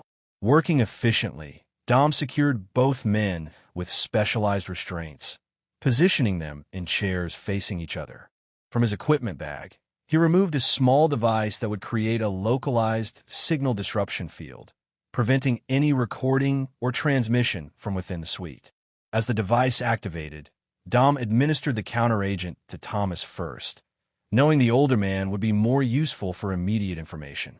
Thomas regained consciousness with a gasping breath, his eyes wild until they focused on Dom standing calmly before him. Archer, Thomas wheezed, testing his restraints and finding them immovable. I should have expected this. Yes, you should have, Dom agreed, his voice coldly professional, especially after our last encounter. I would have thought you'd learn the consequences of targeting me or my family. Thomas's expression hardened. Consequences? You destroyed my career, my reputation, my financial security, all because your wife couldn't keep her marriage vows. No, Dom corrected. All because you chose to weaponize a personal matter for your own revenge against Quinn Montgomery. You made it business. I responded accordingly. Thomas glanced at Preston's still unconscious form. And what will your response be now? Murder? In a hotel suite registered under a known alias of mine? Not very subtle for the great Dominic Archer. Dom smiled thinly. Who said anything about murder? I'm here to negotiate. This clearly wasn't what Thomas had expected. His eyes narrowed with suspicion. Negotiate what? Terms of your permanent retirement, Dom explained, pulling up a chair to sit directly in front of Thomas. You're going to sign over all evidence you've collected through Lawson.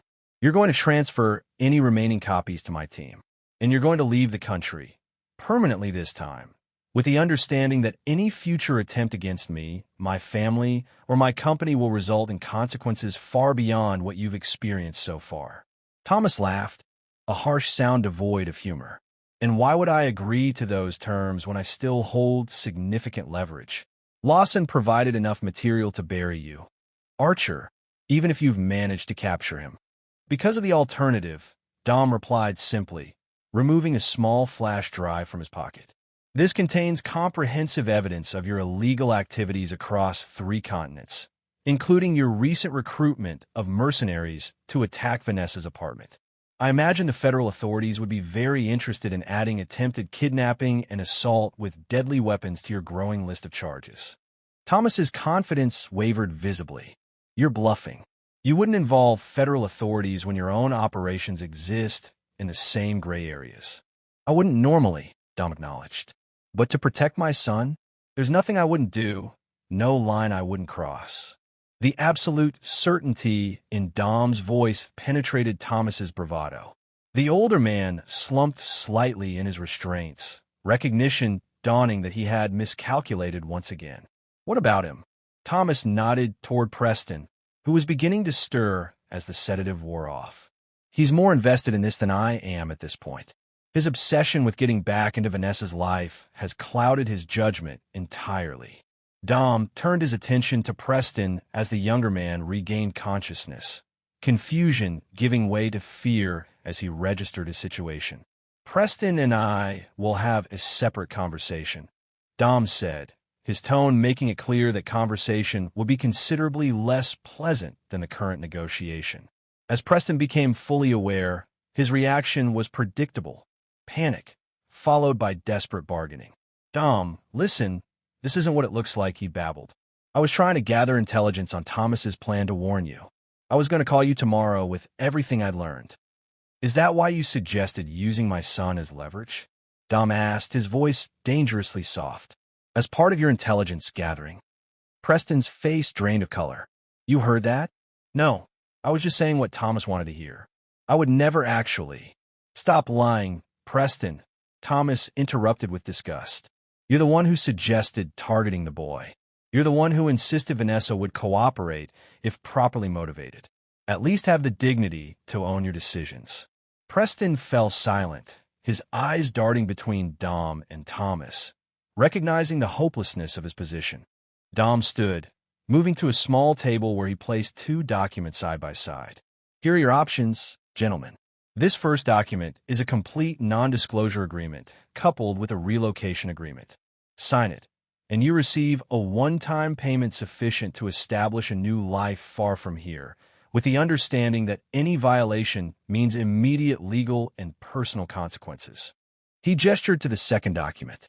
This one authorizes my team to release all evidence of your respective crimes to federal authorities, Interpol, and several private parties who have outstanding grievances against you both. The choice is yours, but be aware, this offer expires in 5 minutes, after which the second option becomes the only option. Thomas and Preston exchanged glances, the calculation visible in both their expressions. It was Thomas who broke first, his survivor's instinct recognizing the better path. Release me, and I'll sign the first one, he said grudgingly. I know when I'm beaten, Archer. Unlike our friend Preston here, I don't harbor illusions about outwitting you. Dom loosened Thomas's restraints enough to allow him to sign, watching carefully for any sudden movements. Thomas signed with a flourish, his expression bitter but resigned. You won't see me again, Thomas promised as Dom secured the document. I value my life too much to risk a third confrontation. Wise decision, Dom acknowledged, then turned to Preston, who was watching with growing desperation. Please, Dom, press and beg, I'll sign too. I'll stay away from Vanessa, from Leo, from all of you. I swear it.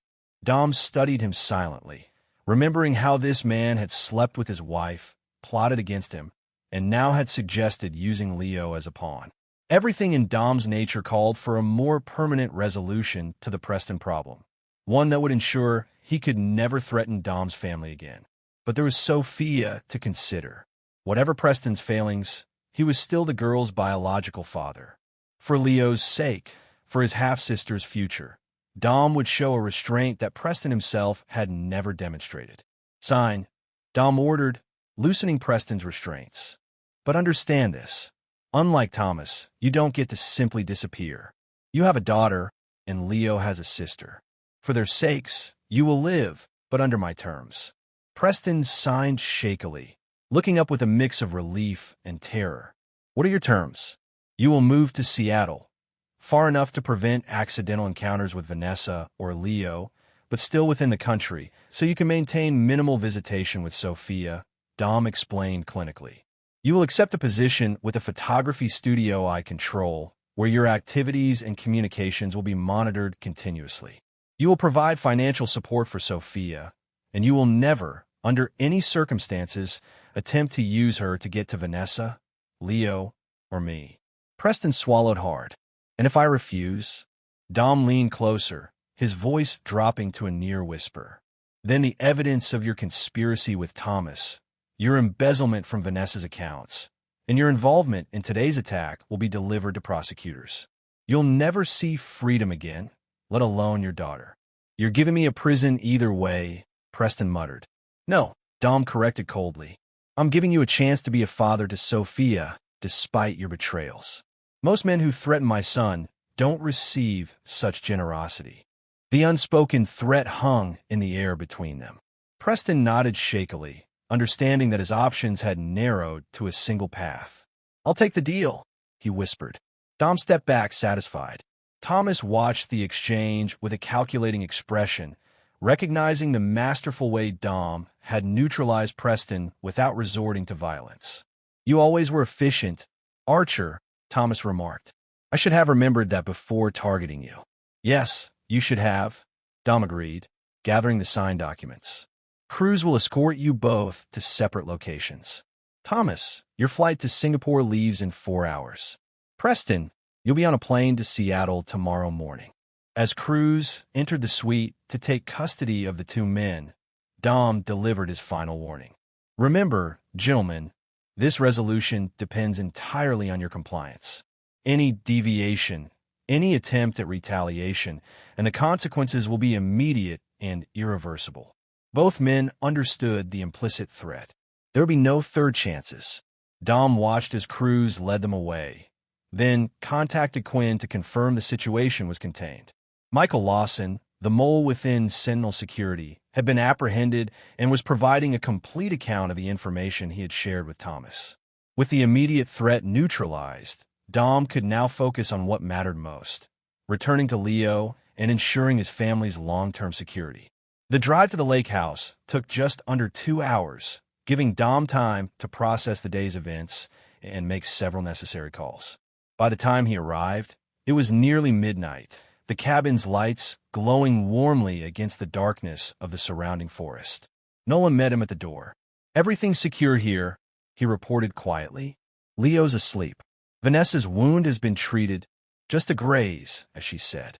She's with Sophia in the guest room. Dom nodded, the tension in his shoulders easing slightly. And Thomas? Preston, being processed as we speak.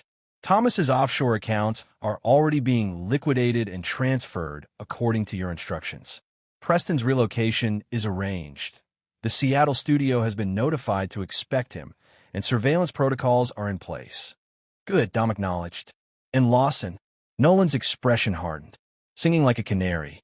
Turns out Thomas offered him a partnership in a new security firm they were planning to build using Sentinel's stolen client list. Quinn's handling the debriefing personally. Dom understood what that meant. Quinn's interrogation techniques were thorough and uncompromising. By morning, they would know every detail of the conspiracy and every piece of information that had been compromised. I'm going to check on Leo, Dom said, moving toward the stairs. His son's room was at the end of the hallway, the door slightly ajar to allow the soft glow from the night light to spill into the corridor. Dom entered quietly, careful not to wake the sleeping boy. Leo lay curled on his side, one arm wrapped around his favorite stuffed dinosaur, his face peaceful in sleep. The sight of him, safe and unaware of the day's dangers, reaffirmed Dom's certainty in his actions. Everything he had done, the calculated ruthlessness, the uncompromising response to threats, had been necessary to protect this child. Dom sat gently on the edge of the bed, simply watching Leo breathe. After several minutes, he felt a presence in the doorway and looked up to find Vanessa standing there, her arm bandaged, her expression uncharacteristically subdued. "Is it over?" she asked softly. Dom nodded. "Thomas and Preston have been handled.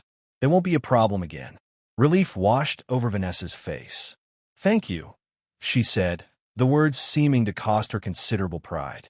"For coming for us today. For protecting Sophia, even though she's not." She trailed off. "Not my biological daughter," Dom finished for her. "But she's Leo's sister. That makes her family, regardless of DNA."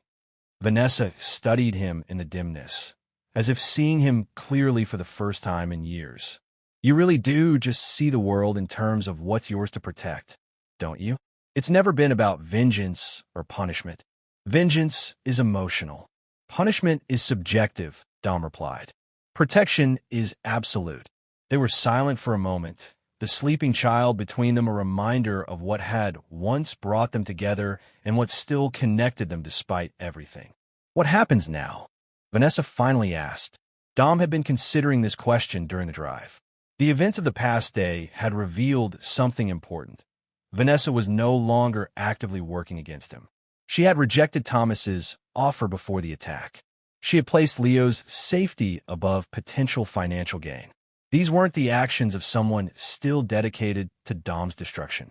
"I'm revising our custody arrangement," Dom said. "Supervised visitation will continue for 3 more months. If that goes well, we'll transition to standard visitation, weekends, holidays, part of the summer." Surprise flickered across Vanessa's face. "Why? After everything I did, why would you give me that?" "Because Leo needs his mother," Dom said simply. "And because you've shown that you're capable of putting his needs above your own desires. That's all I've ever asked of you as his parent." Vanessa's eyes filled with tears, genuine emotion breaking through the polished facade she typically maintained. "I don't deserve your forgiveness." "This isn't forgiveness," Dom corrected her gently but firmly. "This is pragmatism. Leo loves you, and you've demonstrated that you can prioritize his welfare. Those facts matter more than our past." Before Vanessa could respond, Leo stirred, his eyes opening sleepily. "Dad," he murmured. "You're back." "I'm back, buddy," Dom confirmed, smoothing Leo's hair. "Everything's okay now." Leo's gaze shifted to Vanessa in the doorway. "Mom? Is Sophia here too?" "She's sleeping in the next room," Vanessa said, her voice softening as it always did when she spoke to their son. "We're all here and safe." Leo smiled drowsily. "Good. Can we all have breakfast together tomorrow? Like at my baseball game?" Dom and Vanessa exchanged glances, a silent, understanding passing between them. Whatever their personal history, they would present a united front for their son's sake. "Of course we can," Dom assured him. "Now back to sleep. It's late." As Leo drifted off again, Dom rose and followed Vanessa into the hallway, closing the door softly behind them. "There's something else you should know," Dom said, his voice low to avoid disturbing the sleeping children. "Preston will be relocating to Seattle. He'll have limited, supervised visitation with Sophia, but he won't be a presence in your life anymore." Vanessa's eyes widened. I didn't kill him, if that's what you're asking," Dom interrupted.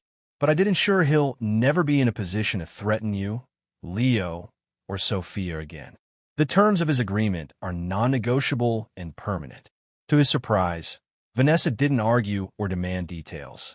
She simply nodded, acceptance, and perhaps even relief in her expression. "Good. He's not. He's not the man I thought he was." "Few people are," Dom observed, thinking of how dramatically his perception of Vanessa herself had shifted over the past year. Including me, Vanessa acknowledged, showing a self-awareness Dom hadn't witnessed before. I've had a lot of time to think since the divorce. About who I became, about the choices I made. Dom studied her, noting the absence of the calculated manipulation that had once characterized her every interaction with him. This seemed like genuine reflection. People can change, he allowed. Their actions demonstrate their priorities. And my actions demonstrated how little I valued what we built together, Vanessa concluded. I can't undo that, but I could be a better mother to Leo going forward. That's my priority now. Dom nodded, accepting her statement without offering forgiveness she hadn't explicitly requested. Some betrayals were too profound for forgiveness, but they could be set aside in service of more important considerations, like their son's well-being. Get some rest, he advised. We'll discuss logistics in the morning.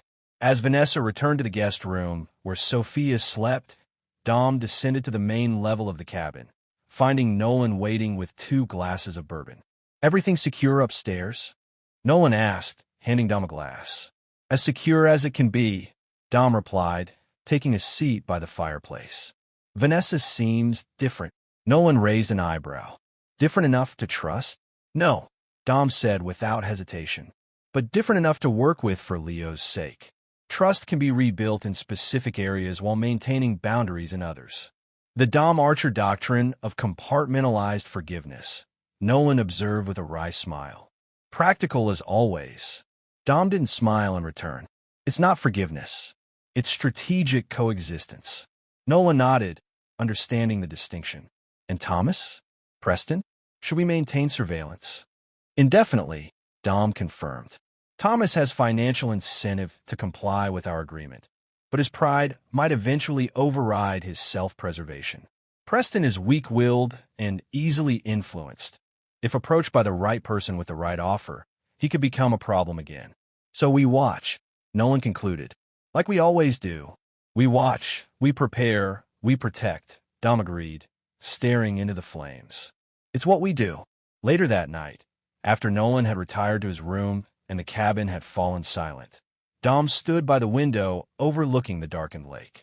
The events that had begun with Leo's whispered warning under a hospital bed had come full circle, ending with Dom's family safe and his enemies neutralized. He had acted as his nature demanded, thoroughly, without mercy for those who threatened what was his. Not with emotional vengeance, but with calculated protection. The distinction was important to Dom, defining how he saw himself and his actions. In the reflection of the window glass, Dom saw not the polished security consultant or the devoted father, but the man beneath those roles. The operative who had survived 3 war zones, the strategist who had built an empire from his specialized skills, the protector who would sacrifice anything and anyone to secure what mattered to him. It was this man who had responded when threats emerged. It was this man who had dismantled his enemies with precision and foresight. And it was this man who would remain vigilant, always watching for the next potential threat, never fully at peace, but always prepared. As dawn broke over the lake, painting the water with streaks of gold and crimson, Dom made a silent promise to himself and to Leo. The world was full of dangers, some obvious, some hidden behind smiles and promises. He would teach his son to recognize both kinds, to protect himself while remaining open to the good the world offered. But most importantly, he would ensure that Leo understood the fundamental truth that had guided Dom through every crisis. When something matters, truly matters, you protect it, completely, uncompromisingly, and without hesitation. That wasn't ruthlessness. That was love, as Dom understood it. And it was the legacy he intended to pass to his son. Epilogue. 1 year later.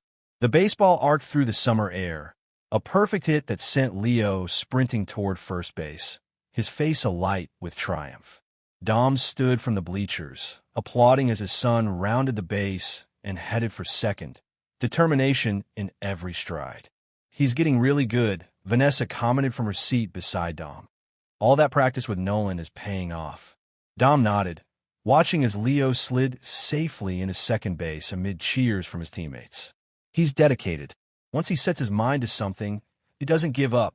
Wonder where he gets that from, Vanessa remarked with a small smile. Their relationship had evolved over the past year into something neither of them could have predicted. Not friendship, exactly, but a functional partnership focused entirely on Leo's well-being. The supervised visitation had transitioned to standard custody arrangements as planned, with Leo spending weekdays with Dom and weekends with Vanessa. On the blanket at Vanessa's feet, 2.5-year-old Sophia played with blocks, occasionally looking up to clap when everyone else did. Despite not being biologically Dom's, he had maintained a connection with her for Leo's sake, ensuring the siblings remained close. The quarterly reports on Thomas Montgomery showed him operating a small security consulting firm in Singapore, keeping well away from Dom's markets and clients. Preston had settled into his controlled existence in Seattle, his communications and activities meticulously monitored, his contact with Sophia limited to monthly video calls and twice-yearly supervised visits. Michael Lawson, the mole from Sentinel Security, had served 6 months in federal prison for corporate espionage before being released to an obscure existence in Arizona.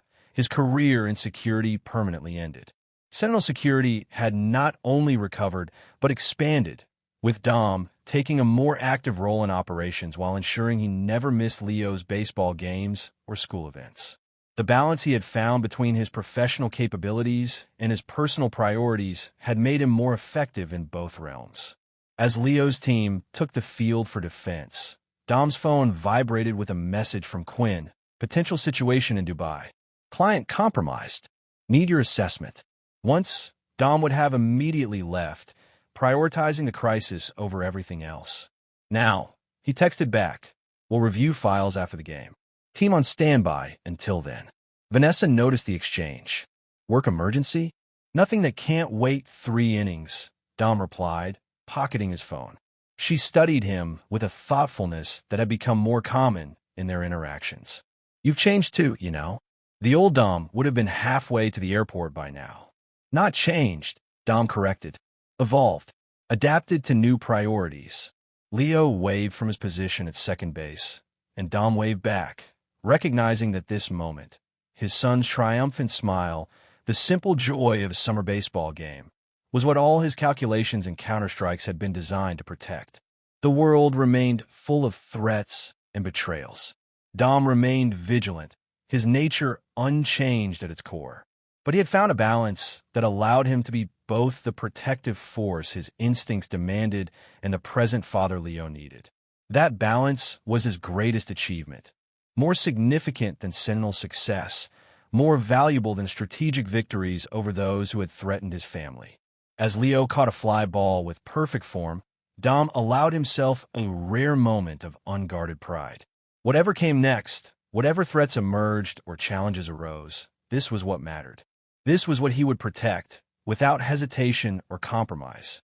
This was what made Dominic Archer not just ruthless, but complete. And there you have it. Another story comes to an end. What did you think? I'd love to hear your thoughts in the comments below. If you enjoy this story, consider joining our community by subscribing. It means the world to us.